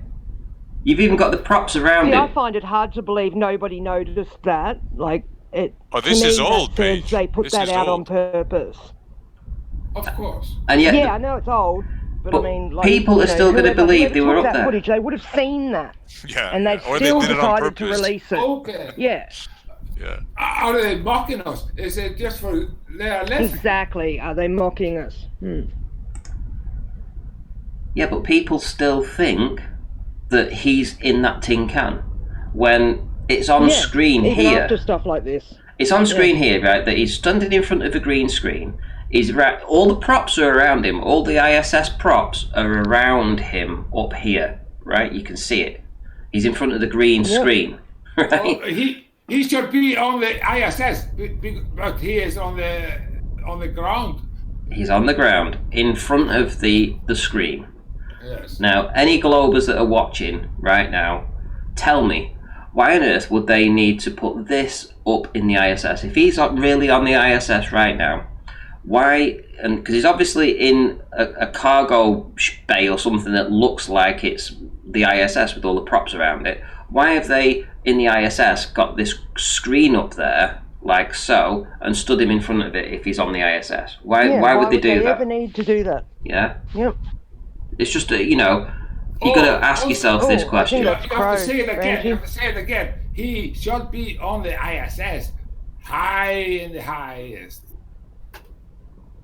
I think you're very low, Crow. We can barely hear you. But he is low on the ground.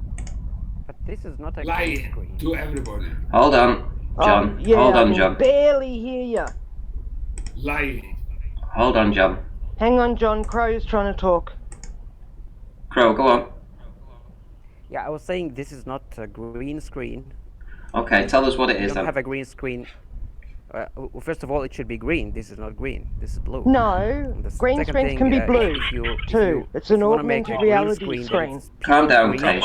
Come on, no. Let's get his response. I want to hear his response. What is it? Tell us what it is. Have you ever seen green screen, or even in the past when it was blue? Have you ever seen it with lines in them? Yes. Right. Tell us what it is then. Reality have the lines. Yes, they do. It's Tell us like what it is. a chart that shows. Probably he was showing movement or something like that, and I think I might have seen the original video with that blue chart, him explaining things. I'm not sure. Can you bring up the video to show us then? Okay, what's his name? Tim Peake. Tim Peake. Yes. Oh, okay. right? And also tell us why this camera that we've never seen before, up in this position up here, is in the ISS looking down on him from this position, because we've never seen this type of footage ever before. It looks like some kind of feed that they do when they're broadcasting or something. What does? Tim, what? God, the things you tell yourself, Crow. Peak. Amazing. P-E-A-K. You can actually see where he's using the green. He's trying to catch something. Is it like a green ball or something? The augmented reality. There we go. Can you see the augmented reality green ball that he's trying to look at to catch? There we go. And all they're doing is mapping it. This is them mapping with his augmented reality. So he's got the augmented reality glasses in, and they're He's got contact lenses on. yeah, and he knows where to put his hand to grab something, and they use this as a map to put it in his hand. There's that one video of the lady where she's doing a video for kids, and the little toy just appears, and she grabs it out of the air. Oh, there we go. It's a chroma key. Sorry, it's a chroma key screen. My bad. Yeah.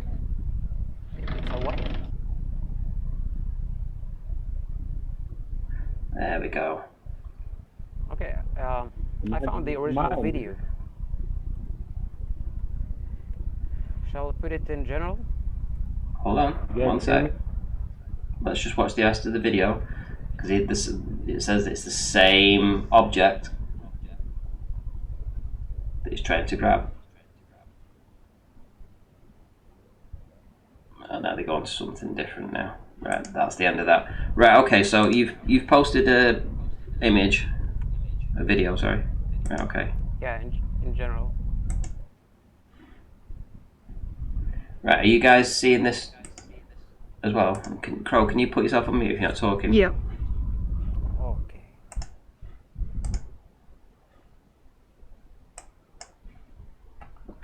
Right, so there's no sound with this, yeah?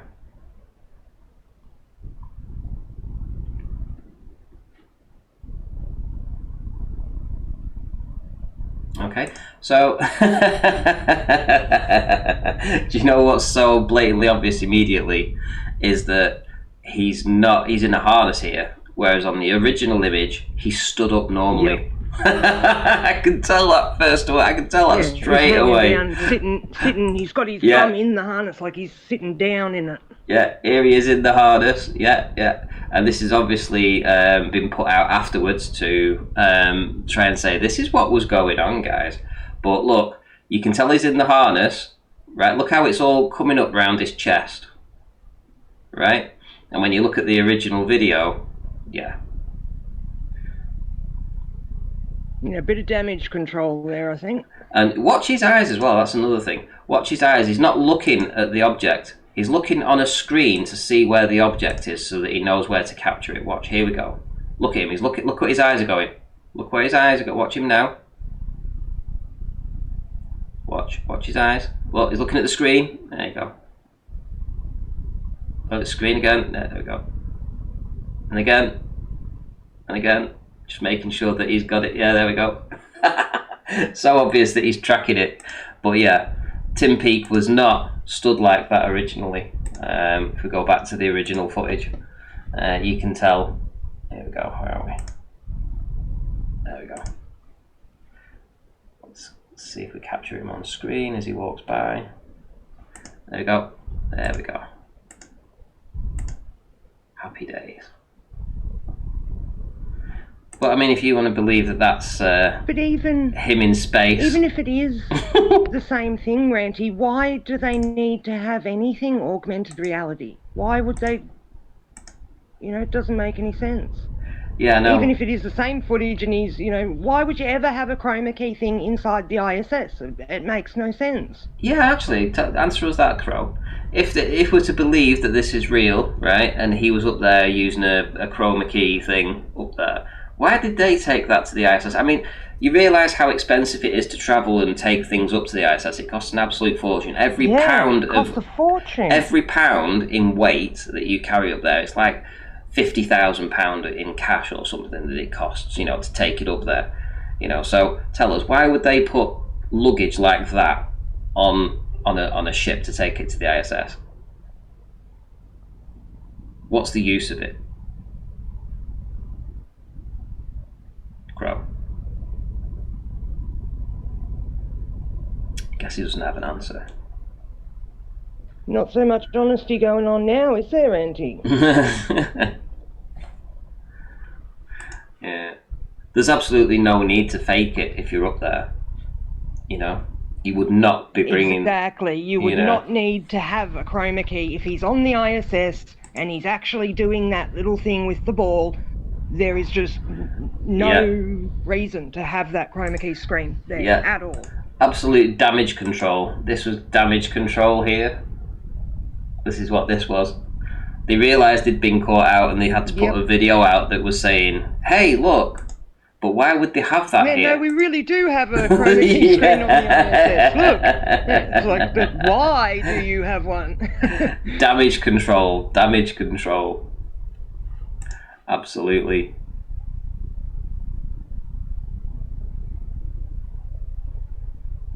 God, these guys just make me so furious. I just want to smack him upside the head. Traitor to humanity.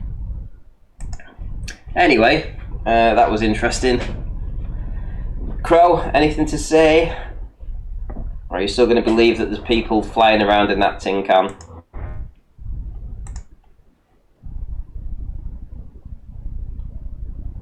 I guess not.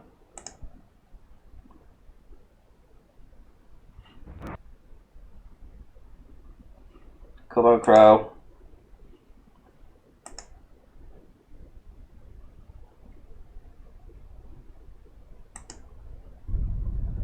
He's gone. He's gone on mute. Let's take John off server mute. Yeah, he doesn't want to dig that hole any deeper.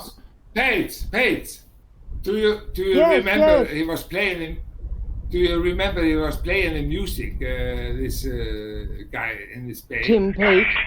Yep, he was singing with somebody. And they were in perfect timing with each other, even though there's like, 4-second delay or whatever it is. But he was playing his guitar and singing. He was in the ISS, somebody else was on the Earth. And they were in the guitar and everything. Yep, perfectly in time with each other. Yeah. Unbelievable. Unbelievable. I mean, if this evidence was a snake, it would have bitten you and killed you. You know, I can't believe these guys want to think this shit's real. People have to be. I am music. I know what is everything about this. It's unbelievable stupid. He pokes the ceiling right now. Exactly. He touches the ceiling right now, and the whole ceiling moves. No word of a lie. Watch this. He's going to touch the ceiling. He's going to fall back. Like a bendy door. Watch the ceiling. Here we go. Boom. Play it. Here we go. Crikey. It's unbelievable. Boom. Let's put it on real time. It looks better in real time. Maybe I should call Tim Peake a drop kick for you. Here we go. He wants me to call a Glober a drop kick. Watch so it. I'll call Here we Tim go. Peake a drop kick. There we go. You bloody galah. Boom. Hello. Hello, Rob. You alright? So I had a stupid Discord disconnects me all the time. I walk out of my shop. I was just gonna say, Paige, don't get mad at NASA. We were the ones that allowed ourselves to be fooled for so long. You're right. Well, yeah, I understand that, but I'm still going to be angry at the people that are agreeing to perpetuate the lie. Yes. We just point out the lies now. We don't let it fester anger inside you. Do you know what I mean? We can have much better lives knowing the truth of our reality, and just for sure. I'm just saying, like, if I had the opportunity, if I met them in real life or something, then you know, it's not like I think about it any other time, but it's so foolish, everything. Why is people believing this? Yeah, but John, we believed it. Like, we fell for this trick a long time ago. No, I didn't. Well, most of us thought we lived on a globe for our whole lives. You know what I mean? Like, I thought it up until I was 34 years old. I thought I lived on a globe. And then, fuck, now it's been 4 years, and the proofs aren't helping the globe at all. So, sorry, I'm just trying to work at the same time talking to you guys. That's what I'm saying. We fell for it. These people, they fell for it too. That's the thing. Like, I suppose it all depends on, I mean, how you were brought up, really. I mean, for me personally, I mean, I'm, 45 now, so I never had an opportunity to fall for it. It was basically pushed down my throat from me first being able to speak. It was the first thing that we ever saw. We had kids' programs that were all about space. I had wallpaper on my room that had starships and spaceships and lunar landers on it, and I mean, you didn't have a choice. It's not like you were given a choice and you fell for this anyway. Yeah, this was told to you as truth, that these people were really there. They really went to the moon. There's really men in the ISS. All this stuff is real. Well, it's not like we were given two options and we fell for this anyway.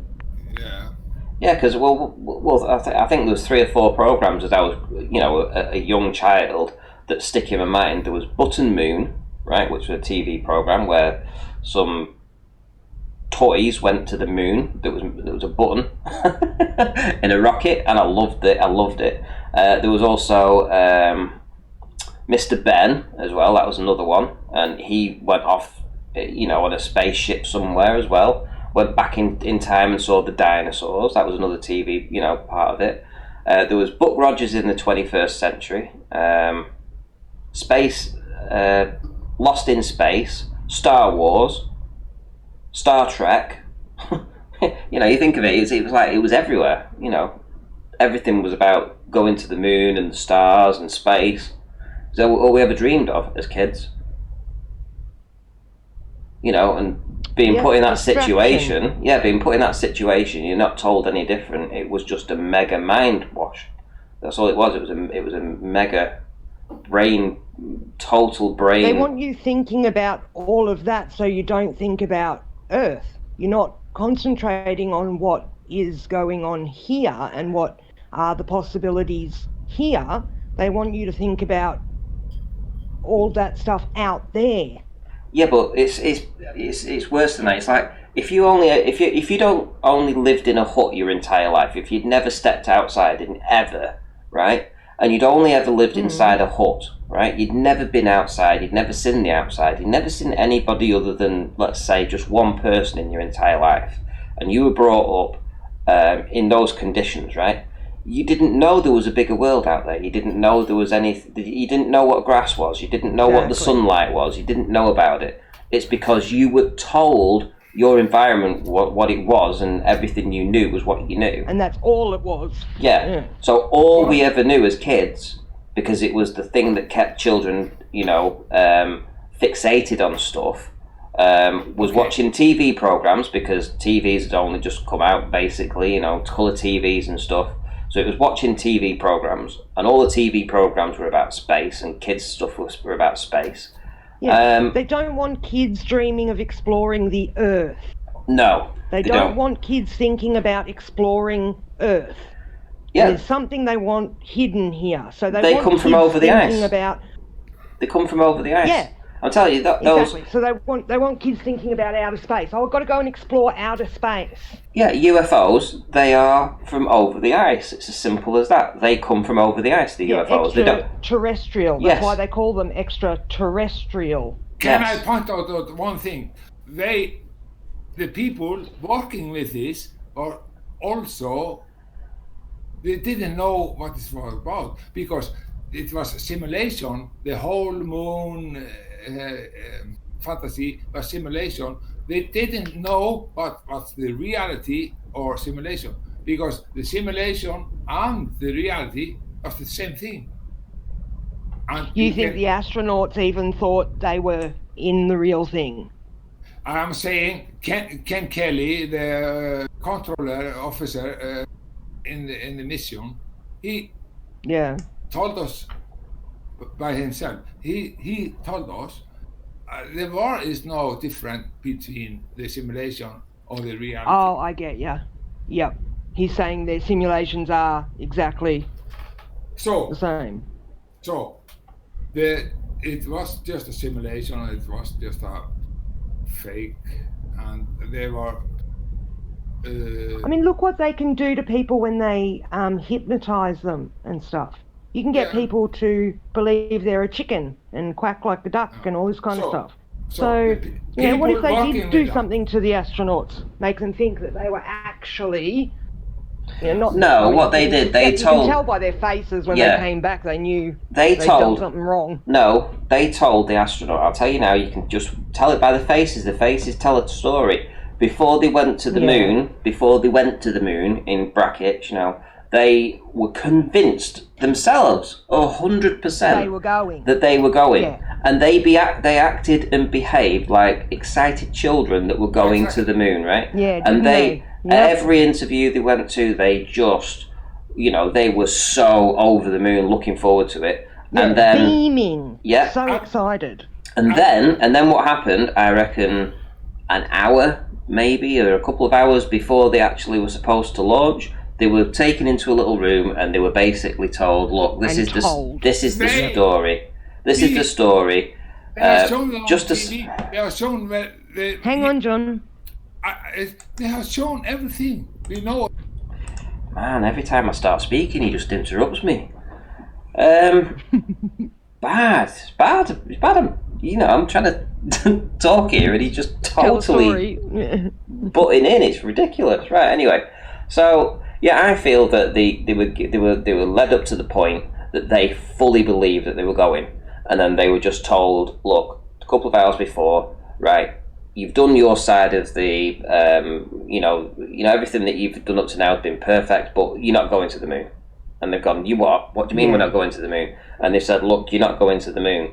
And if you don't like it, we'll just say that you crashed on the way there and nobody will know any different. You know? Nobody will know any different. And it's like this. You'll be just like Gus Grissom and his teammates. Yeah, we know your family. We know everybody. We know everything about everything. You know, you're going to tell people in a few days' time because we're going to lock you in a room and you're going to tell everybody that you went to the moon.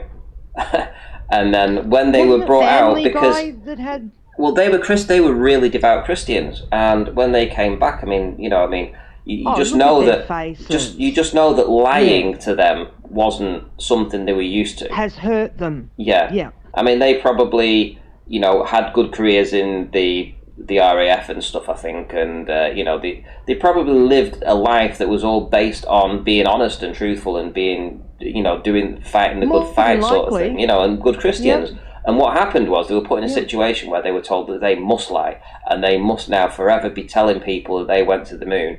And how do you? I was turned into an alcoholic.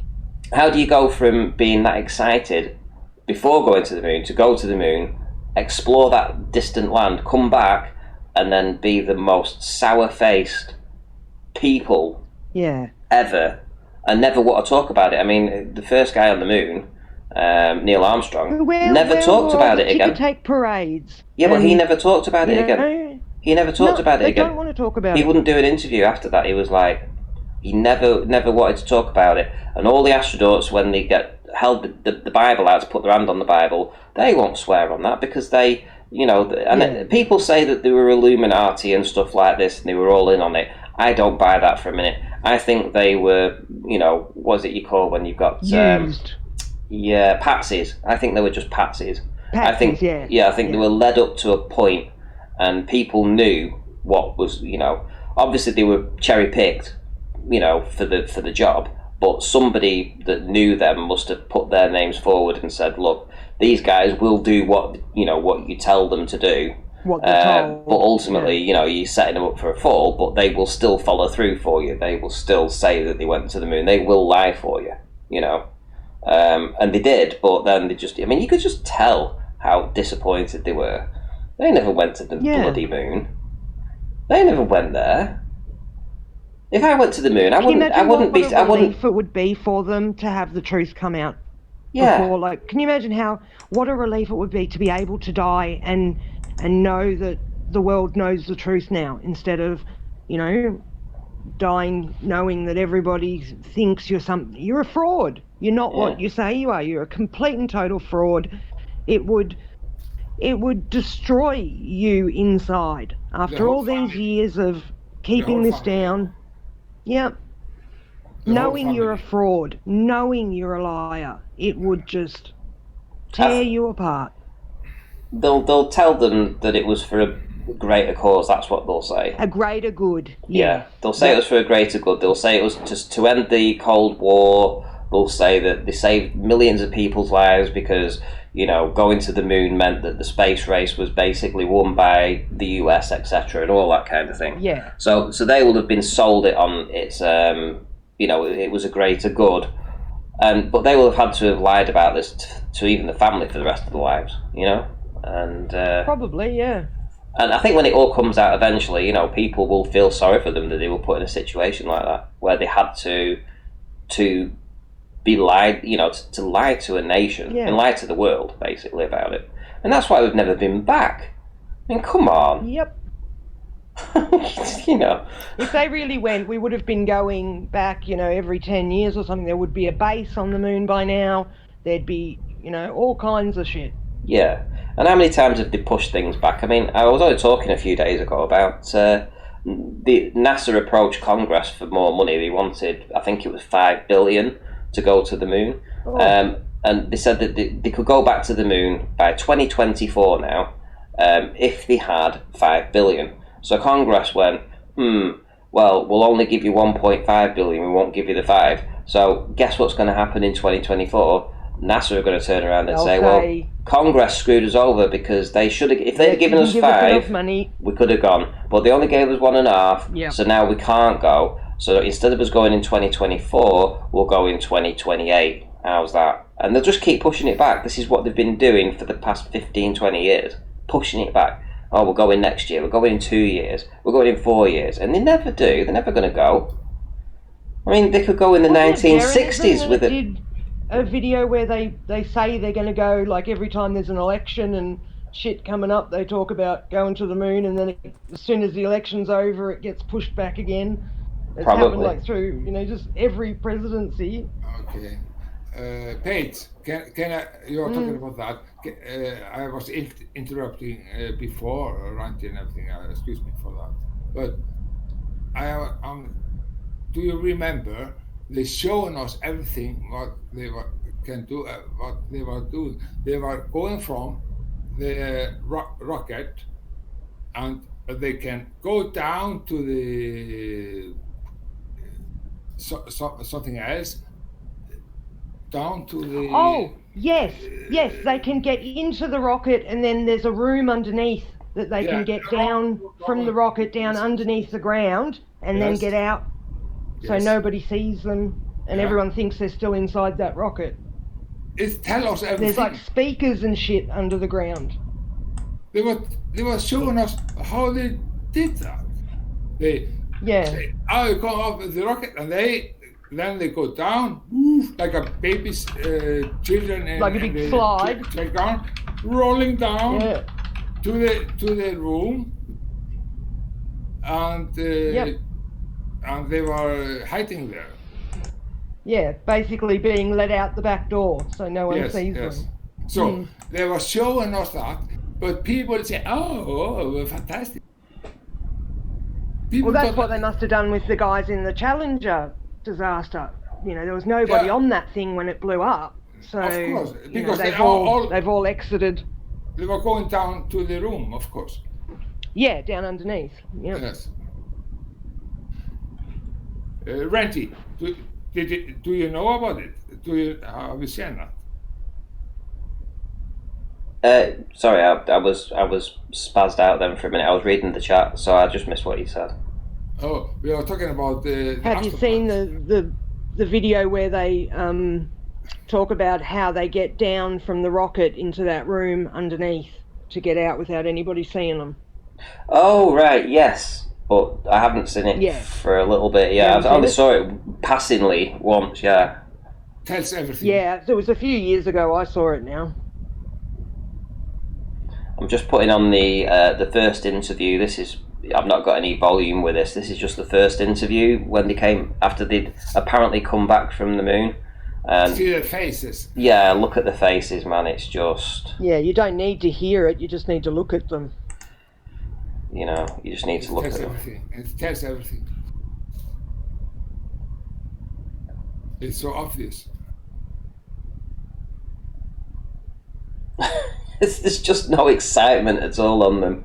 You know, if you look at how kiddie-like they were before they went to the moon, and then they've been to the moon, they've come back. It's like they're not even smiling. No. It's the biggest achievement in mankind's history, and they're looking like they've just been told their best friend was murdered. I mean, you see, Armstrong, the man doesn't have to be in the control, but he is so stressy. So nobody knows how they will act because he is so stress. So they don't know what they can say or not say, blah blah blah blah blah. You know, it's very. And if they've got their lives, if they've had their lives and their families' lives, you know, dangled over their heads, you know, saying if you don't act properly, then bad things are going to happen. Yeah. You know, imagine what's going through their heads while they're sitting there thinking about this. You know, I have to do a damn good job, but they can't even with all that, they still, you know, can't act like it's actually happening. It's so fucking shit. It's really sad. It really is. It is. It's very strong. Yeah, but imagine for them though, personally, knowing that. Well, That's just what I having mean. that taken away from them, that knowing you're gonna go to the moon. knowing you were going to go, you know? and then But there's something wrong with this everything about hypothesis. it is sad. Why? What's wrong with the hypothesis, Carol? If they were to be surprised that the Earth is flat, they would have known it from the first launch into orbit, because they went to orbit supposedly many times before going to the moon. There is no orbit. Nobody's left low Earth Well, orbit. you're not getting my point. No, I get your point. I get your point. I get your point. But what you're telling me, Dow, is that you've just brought flat Earth into it. I never said flat Earth. I just said going to the moon. You're just talking about these people. Okay. Like the Earth is a sphere for them, but the moon is unreachable. That's the surprise? No, I never said that. I just never mentioned flat Earth in there. Isn't this part of the So, lie? I mean, I want to know what's your hypothesis. They believed and they experienced that the Earth is a ball, but they were surprised. There ain't a scientific experiment. It's just observation. Their trip to the moon would have been the first time they'd Well, gone if they're up high gonna have a enough to bad see look on the their whole eyes, thing. it's gonna be after the first launch into orbit. No. What is an orbit? What is the orbit was the question. Orbit is a circle around the Earth.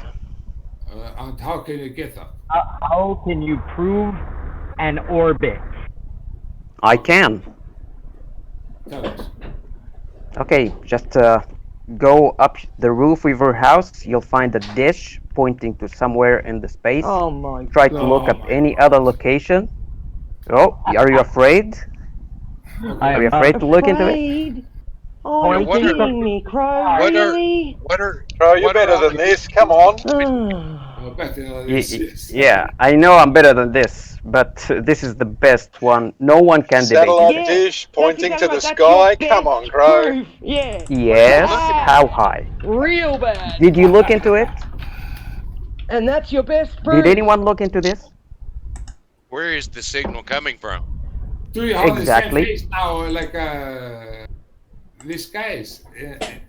No, in the movie. So, guys, I give you 1 week or Having 2 weeks. something up in Find the where the air, signal is putting coming from, and let's have a signals to debate. dish on I'm your ready. Roof doesn't prove the ground, Crow. You can still I have, can't believe you know, things up in the sky that send signals to a dish on your roof and have a flat Earth.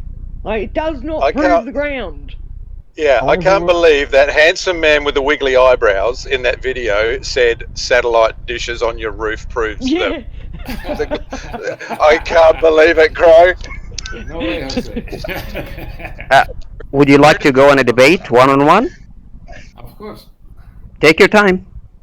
Do you want to Find where the signal is coming from, and show me that it's a tower or some kind of balloon or aircraft, and you would prove the Earth is flat. What signal? That still wouldn't prove the Earth was flat. It would just prove that. I mean, for fuck's sake, Crow. That does not prove the ground either way. Either way. A flat Earth. But I will play the game. What signal? You're talking about signal. Tell me about the signal you're talking about. The signal comes from a device. Where is that device? What device? I'm not saying we know where that device is, Crow. Tell us about the device. Well, look into it. Try to think about it. Look into the elevation angle of your dish. Look up any Crow, other locations. how about you look at the do ground? the research. You look at water, and you think critically about what water does. Why we use water levels. Like, seriously, mate, instead of looking up the sky and saying signals from something in the air being sent to your dish on the roof proves what shape the ground is, that is so ludicrous. How about you actually use the ground to prove the ground? Water is level. Large bodies of water lay flat and level, horizontal. Orbit. I want to know what an orbit is still. Yeah, how did we get from satellites orbiting to water? What? Say it again, please. Because I told him to use the actual ground of the Earth to prove what the ground of the Earth is, not, a piece of technology in the sky that's shooting down a signal to a dish on your roof. That's got nothing to do with the ground. Either way, it's got nothing to do with the ground.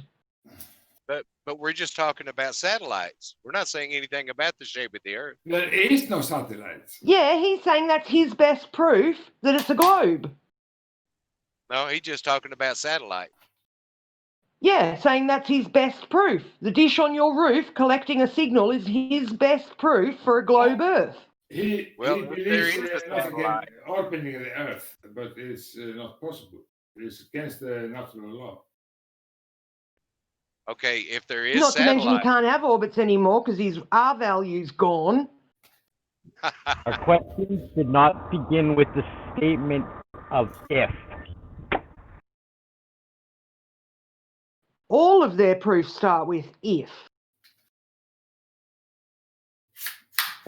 I know what I know what is about what you call a satellite. It's high altitude platform stations. HAPS. Yeah, probably. So, any idea, Crow, why, when in the 1970s, when they they landed on the moon, and we're looking at some footage now of them from that actual expedition. Any, reason why they'd have such shitty camera work and such shitty no definition stuff?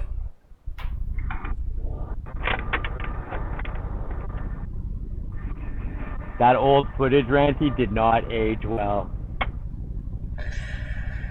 Yeah, it sure didn't. But come on, Crow, wouldn't you think that they would? Wouldn't you think they would have better quality than this? If it was real, they would have used the best quality stuff they had to get the best pictures they could have, and we would have pictures everywhere of shit on the moon. I mean, they hide, they don't show you much. They keep everything low. They didn't have ticker tape parades. They don't have the astronauts, having big public gatherings and talks and shit like they would if it was real, because it's mankind's greatest achievement. It's laughable that anyone can think this happened. Even if you are a ball believer, you still if you think they went to the moon, then sorry, you're just lost, totally lost. It's unbelievable how pigs have to see. I've got a bridge I'll sell you if you think they went to the moon. But I saw it on the radio. Radio? Yeah, saw it on the radio. Saw it on the radio. I can't hear you. Okay. To be honest, you'd probably have a better understanding of what's going on if you saw it on the radio than watching this. They have done that. Do you remember, Pete? They say the whole town was blowing out and everything. They were telling that on the radio, and everybody believed it in America. Yeah, like that War of the Worlds thing where everyone freaked out. Yeah, because they thought it was real. Yeah. Very easy to fool people. Like seriously, and especially back then. You know, when this sort of technology was brand new, TVs were brand new, cameras and video recorders, things like that. Now with all the shit we've got, kids these days look at this kind of footage and just laugh at it. You got to be kidding. You don't expect me to think that's real, do you? Like, it's worse than the Thunderbirds. I know. I never thought of that yesterday. I should get them to watch some of this old NASA footage and be like, you want to watch what they said they did 40, 50 years ago before your dad was even born, and they can't do it anymore? You think my kids are going to buy? They've lost the technology.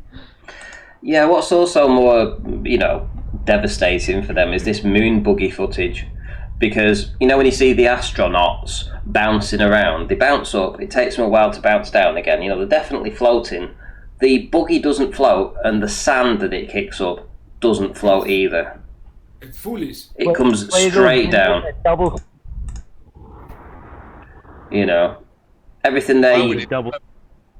Everything they're doing right now is exactly how it would act with an atmosphere that we have here, not moon atmosphere. Just goes up, comes straight down.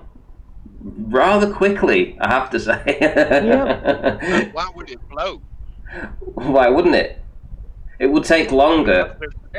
It would take 1/6 of the Earth's. It would take a lot longer for it to come back down again. That's why the astronauts bounce around. That's why they bounce up and they bounce back down again, because they can do that. They can bounce. So because their relative densities. Yeah, if not as much. The tires, one sec, the tires are kicking up the dust, right? So the dust is acting like the astronauts would be as they're bouncing up, but the dust comes straight down, straight up, straight out. Look at that! Come on, where's the buoyancy in that dust? And not a star in the sky. Where's the buoyancy in the dust? Yeah, no stars in the sky. Yeah. Granted, do you remember the name of the camera? There was Swedish camera. No. Okay, but it was Swedish camera, and the man was it was a company in Sweden that made this camera. Say that can't be done in this way. The cameras that the astronauts had on them, they were strapped to their chest, and they had no ability to look into the camera to see where they were focusing or what they were looking at. But they come back with all these perfect pictures. Yeah, and the man that made this camera, they say it's no way they can done that without this camera, so something like that. There's no way. Plus imagine pressing the button to take the photo with those great big astronaut gloves on. The man in Sweden told us that in an interview, there's no way. Oh, Bendy Light says in the chat, that's not Earth dust, so how would you know the buoyancy? Can everyone laugh at him right now? There's no buoyancy. Oh, holy shit. It's not Earth dust. It's about the... It's not Earth dust, it's supposed to be there. Yeah, it's not made of the same stuff apparently as the Earth, even though it supposedly is. But if you want to call it Earth dust and moon dust, so be it. But in your model, it's the same consistency. It's the same thing. Oops. And considering their moon rocks were petrified trees, then it seems like everything on the moon is the same as I can it see is the dust here hanging on Earth. out there. That's because I had it paused. Oh, oops. Because I had it paused. What did you imagine now, Crow? No, oh my god. No. I have a delay. I'm not seeing what you're seeing, but I saw it hanging in there before you paused. Because I had it on pause. It was on pause for like 30 seconds. Yeah, okay. If you like to believe so. Keep trying. Keep trying. It's so stupid. You're just rejecting what your eyes is seeing, and you're saying that you paused it. So that's why I saw what I saw. No, I saw the unpaused. And I will ask, is the sand on the moon, sand over everything? Where comes the sand from? Now let's put it on normal speed, which is ×2. That's friggin' embarrassing to think that's real. Seriously. Now let's put it on normal speed. So this would be normal speed. Exactly what would look like on Earth.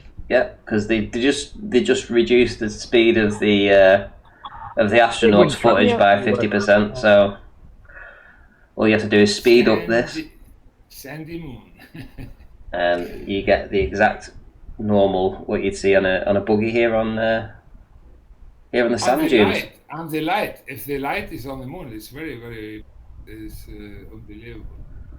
The light they are showing. You notice I was going around in circles? Yeah.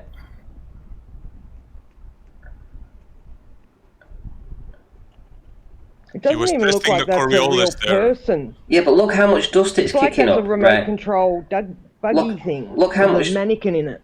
Look how much dust it's kicking up. And remember when we looked at the lunar lander feet? Yeah, there's no speck of dust on the... There's no dust on it at all. But this is just kicking up dust. This is just kicking up dust. Imagine you've got like 10,000 pound of thrust or whatever it was that was coming out of that lunar lander. You know. Sun states. That thing never moves its hands, never moves its head. It's whatever's in the seat never moves. Yet the steering wheel's being turned and the buggy's moving. But the thing inside the buggy doesn't move its head, doesn't move its hands.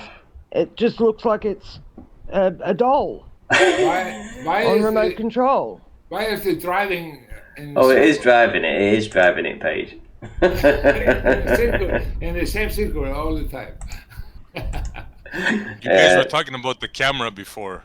I couldn't talk about the cameras on the chest there. Those are Hasselblads. What's this here, by the way? That was it. Yep. Anyone know what that is? What that's a trampoline. That thing in the distance. Well, just that. Do you know what that is? That's their... That's the limb. Is that the commode? Is that where they go for shit? They brought their own toilet up there as well. Well, it cost them like millions of dollars. But he's going around in circles. Did you guys notice that? What is he doing there? What test is he doing? The Coriolis moon test? What is he doing exactly? It's the video playing in circles, not the driver. No, but even the one loop there. What is he doing exactly? He's nobody knows. Having fun. Check every buggy ride you're gonna see. They just go a little bit down, and as soon as they reach where the horizon is, sort of, which is very close, they just turn back. This is they never go over a mountain. You mean when they reach the backdrop? Yeah, when they reach the wall. Drive down the backdrop. No way. Yeah, this is scientific research. What do you think it is? It's scientific research, mate. Yeah, of course. Oh, I know what that thing is. It's their lettuce grower. They're growing lettuce. Again. It's unbelievable how people can take it seriously. I want to say one thing, after this, about the cameras. One time. That's in better. Somebody's edited that, haven't they, so that you can actually see what's going on. And they think it's real. Unbelievable. It looks just like a sand dune somewhere, doesn't it? Apparently, this is in a studio, a huge hangar, Ranty. Yeah, great big aircraft hangar or something. Yeah, they used to make it looks blimps like where in that them or thing something. is in the. Yeah, they're the ones. Looks like where that thing is in the background. That's about where the backdrop is. There's sort of a line going along the right-hand side. Oh, right, yeah, because they had the props, didn't they? They had the props, with the numbers on. Yeah. Yes, yes. My dear people, do you understand? And they found a gopher or something in one of the pictures? There is a mushroom? There's no depth. There is nothing, just black. There's no depth. Yeah, no I get what you mean. See, if you guys should check out Apollo Detectives. Oh, no, you paused it. So what did you want me to do? Just a little bit further on where that thing is in the background. Yeah. There. See, on the right-hand side of it, it looks like that's where the line is along the bottom of that thing, going to the right. That looks like that's where the background meets the ground. Ah, right. Okay, so here. So that's why it doesn't go behind it. All along. Is that a painting? That's why it stops there. Would that be a painting then? Would that be? I think so. It's a projection, I think.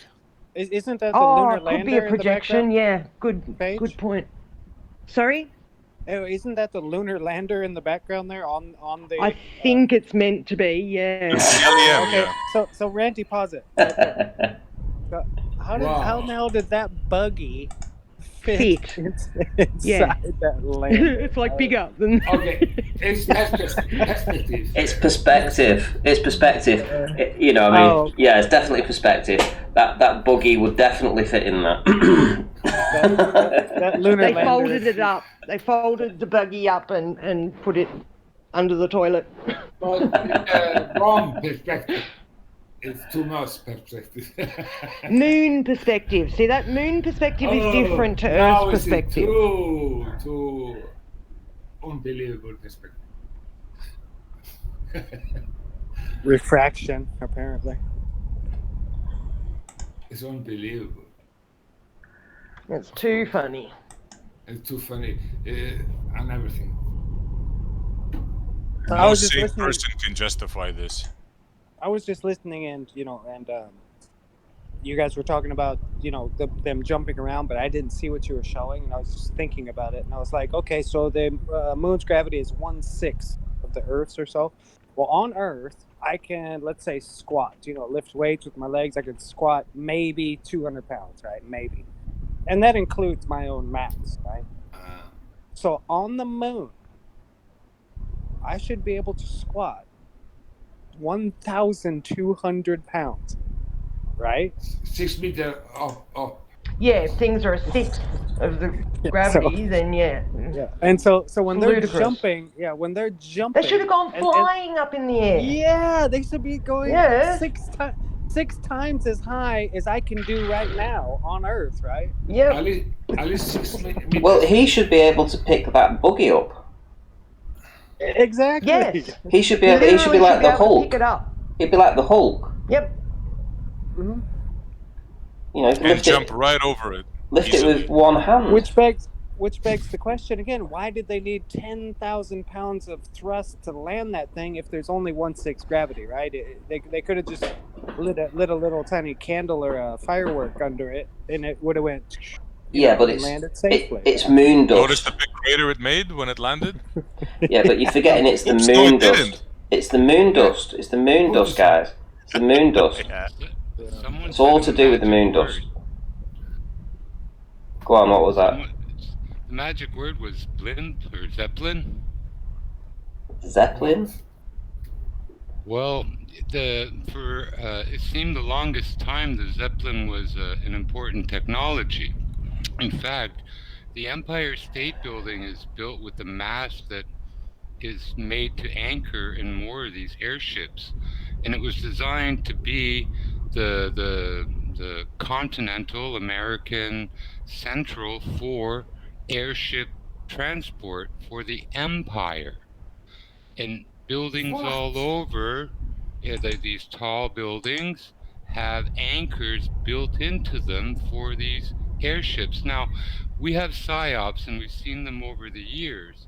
Now, what I'm thinking is maybe these airships are practical for something more than just running tourists from Europe to North America. What if, because of their economy, they can actually fly to these other land masses beyond what we consider a wall, ice wall, whatever? I never heard it before, but other. Yeah, those buildings are made Interesting thought. to dock on this. Yeah, but those buildings truly were made and have these anchor points designed to anchor these craft midair. Really? Yes, really. There's a guy who's doing some stuff like Martin Leakey did, but he calls himself the autodidact. It's like self-taught, Autodidact. autodidact. Like my other channel name is autodidactic. Reference Empire State. Yeah, he did some research into these blimps, and he got all these magazines, including not Scientific American, but Popular Mechanics, all these things. It names the buildings, shows pictures in Seattle and other places where these ships are flying into town, mooring up to these buildings, and yeah, they were big. They were an important technology, and I sort of think they were grounded in a sense in our minds with these psyops, and they continue in use all over.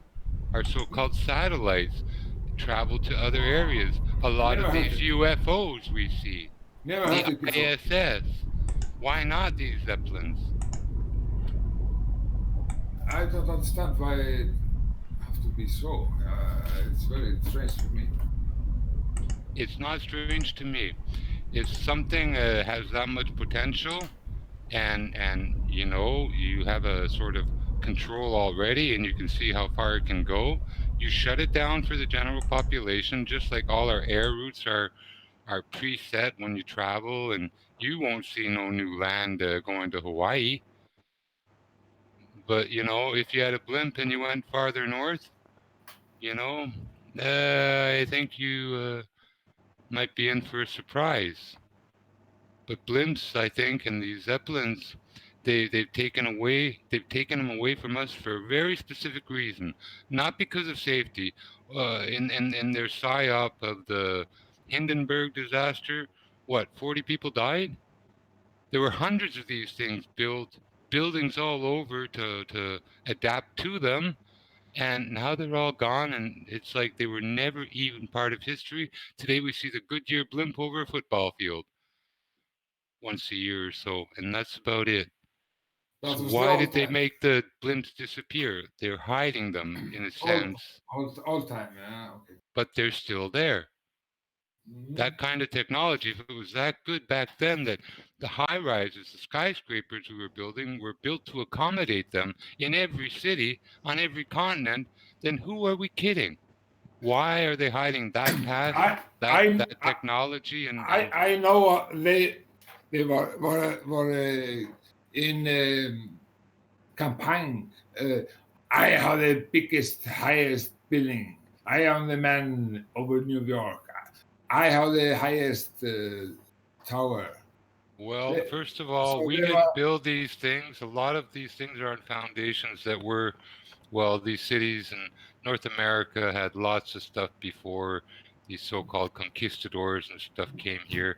There were cities. Florida had canals. Yeah, but in New York was a special thing. We're living almost 100% lie mixed in with another not even 0% truth. It's all to be re-exposed and understood. Even the Zeppelins, there's something fishy about that. We know about 9/11 towers, Twin Towers thing, and they built new tower. They were prepped for demolition, and they were demolished. Of course, we know that. But they built new tower, very beautiful. Not filling, just one.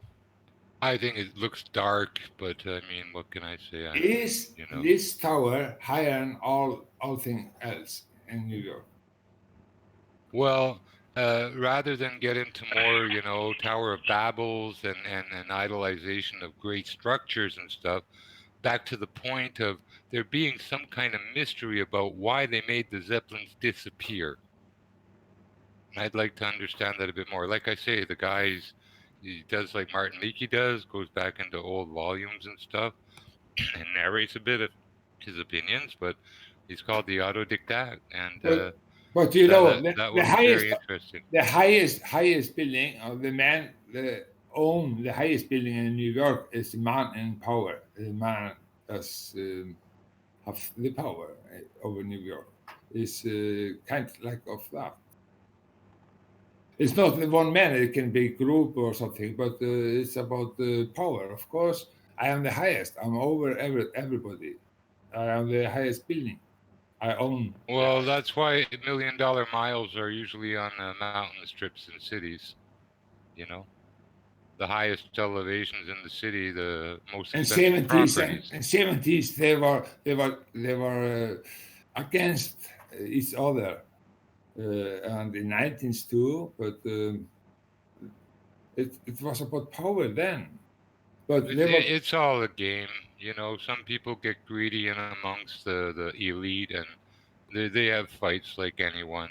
So they're not stable, no more than the regular population or your average household is stable. I don't think nobody cares. It's over.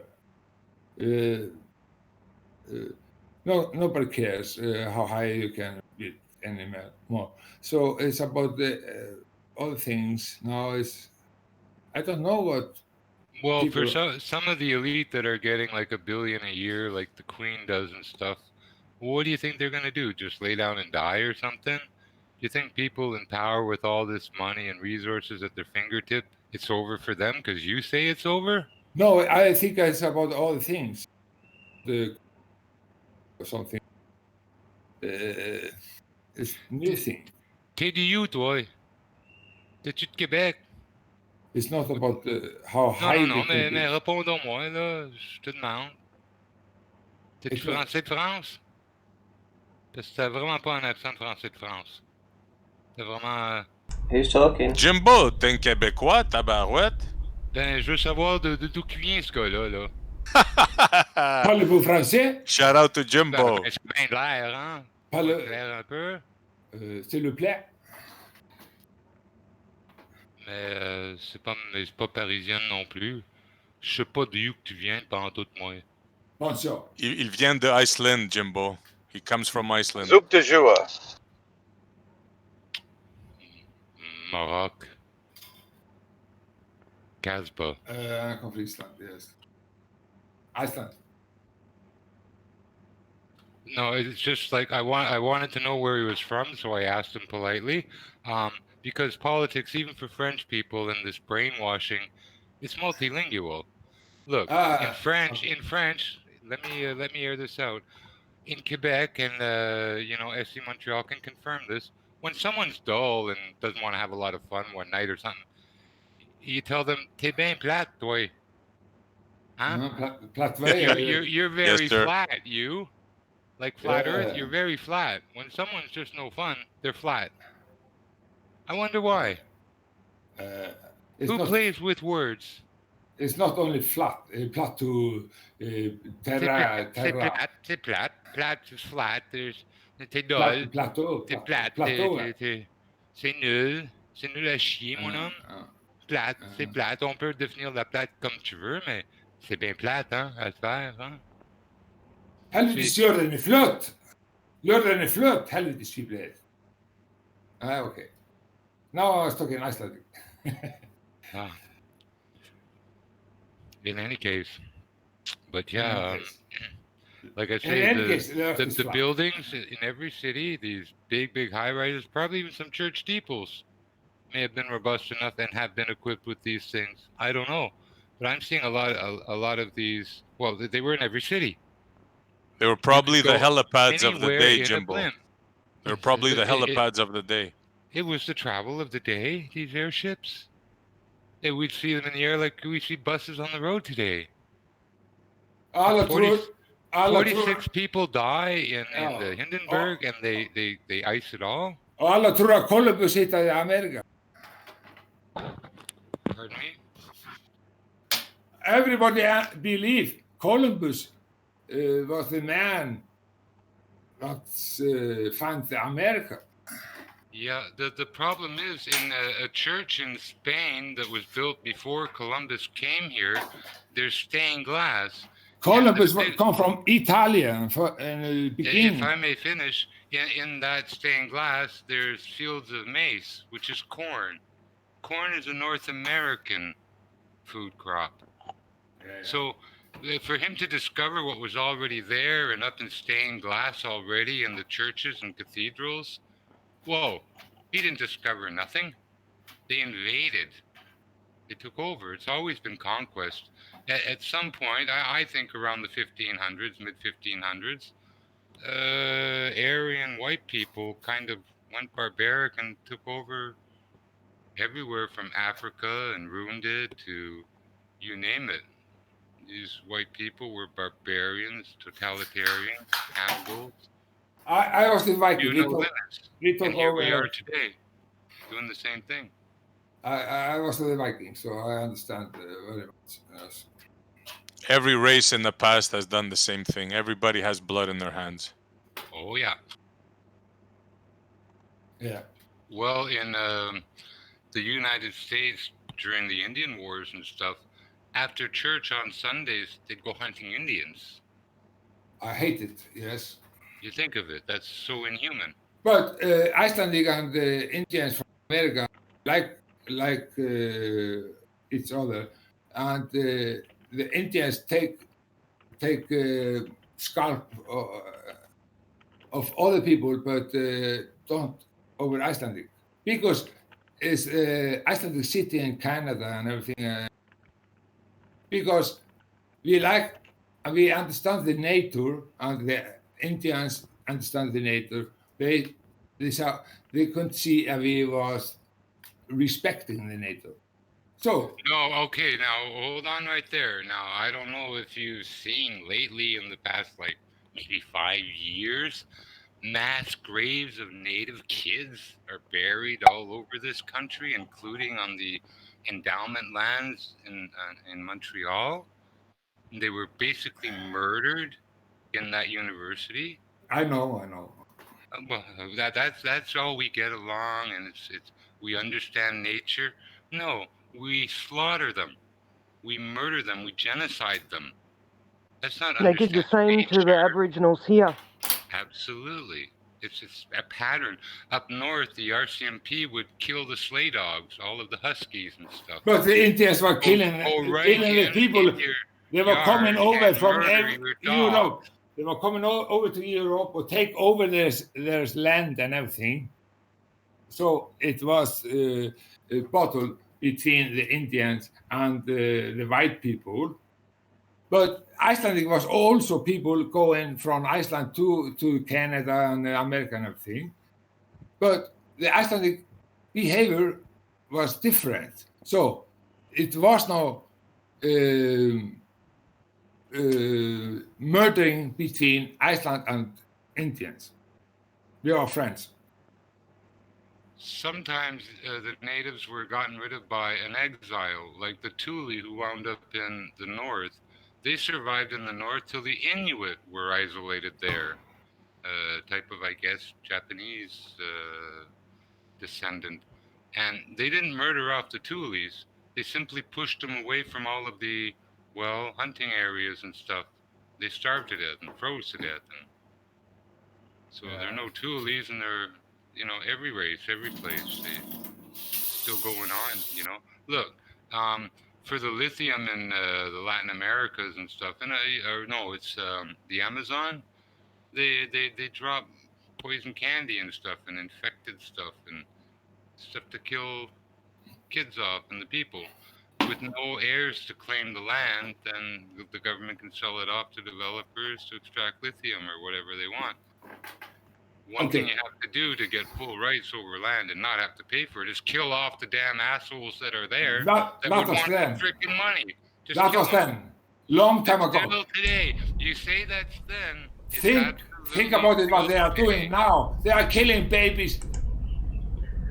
Okay, right. Well, yeah, we're drifting off a little bit on topic here and now. And to be honest, I just don't feel like doing any more this evening. I think 3 hours is long enough to keep you guys occupied.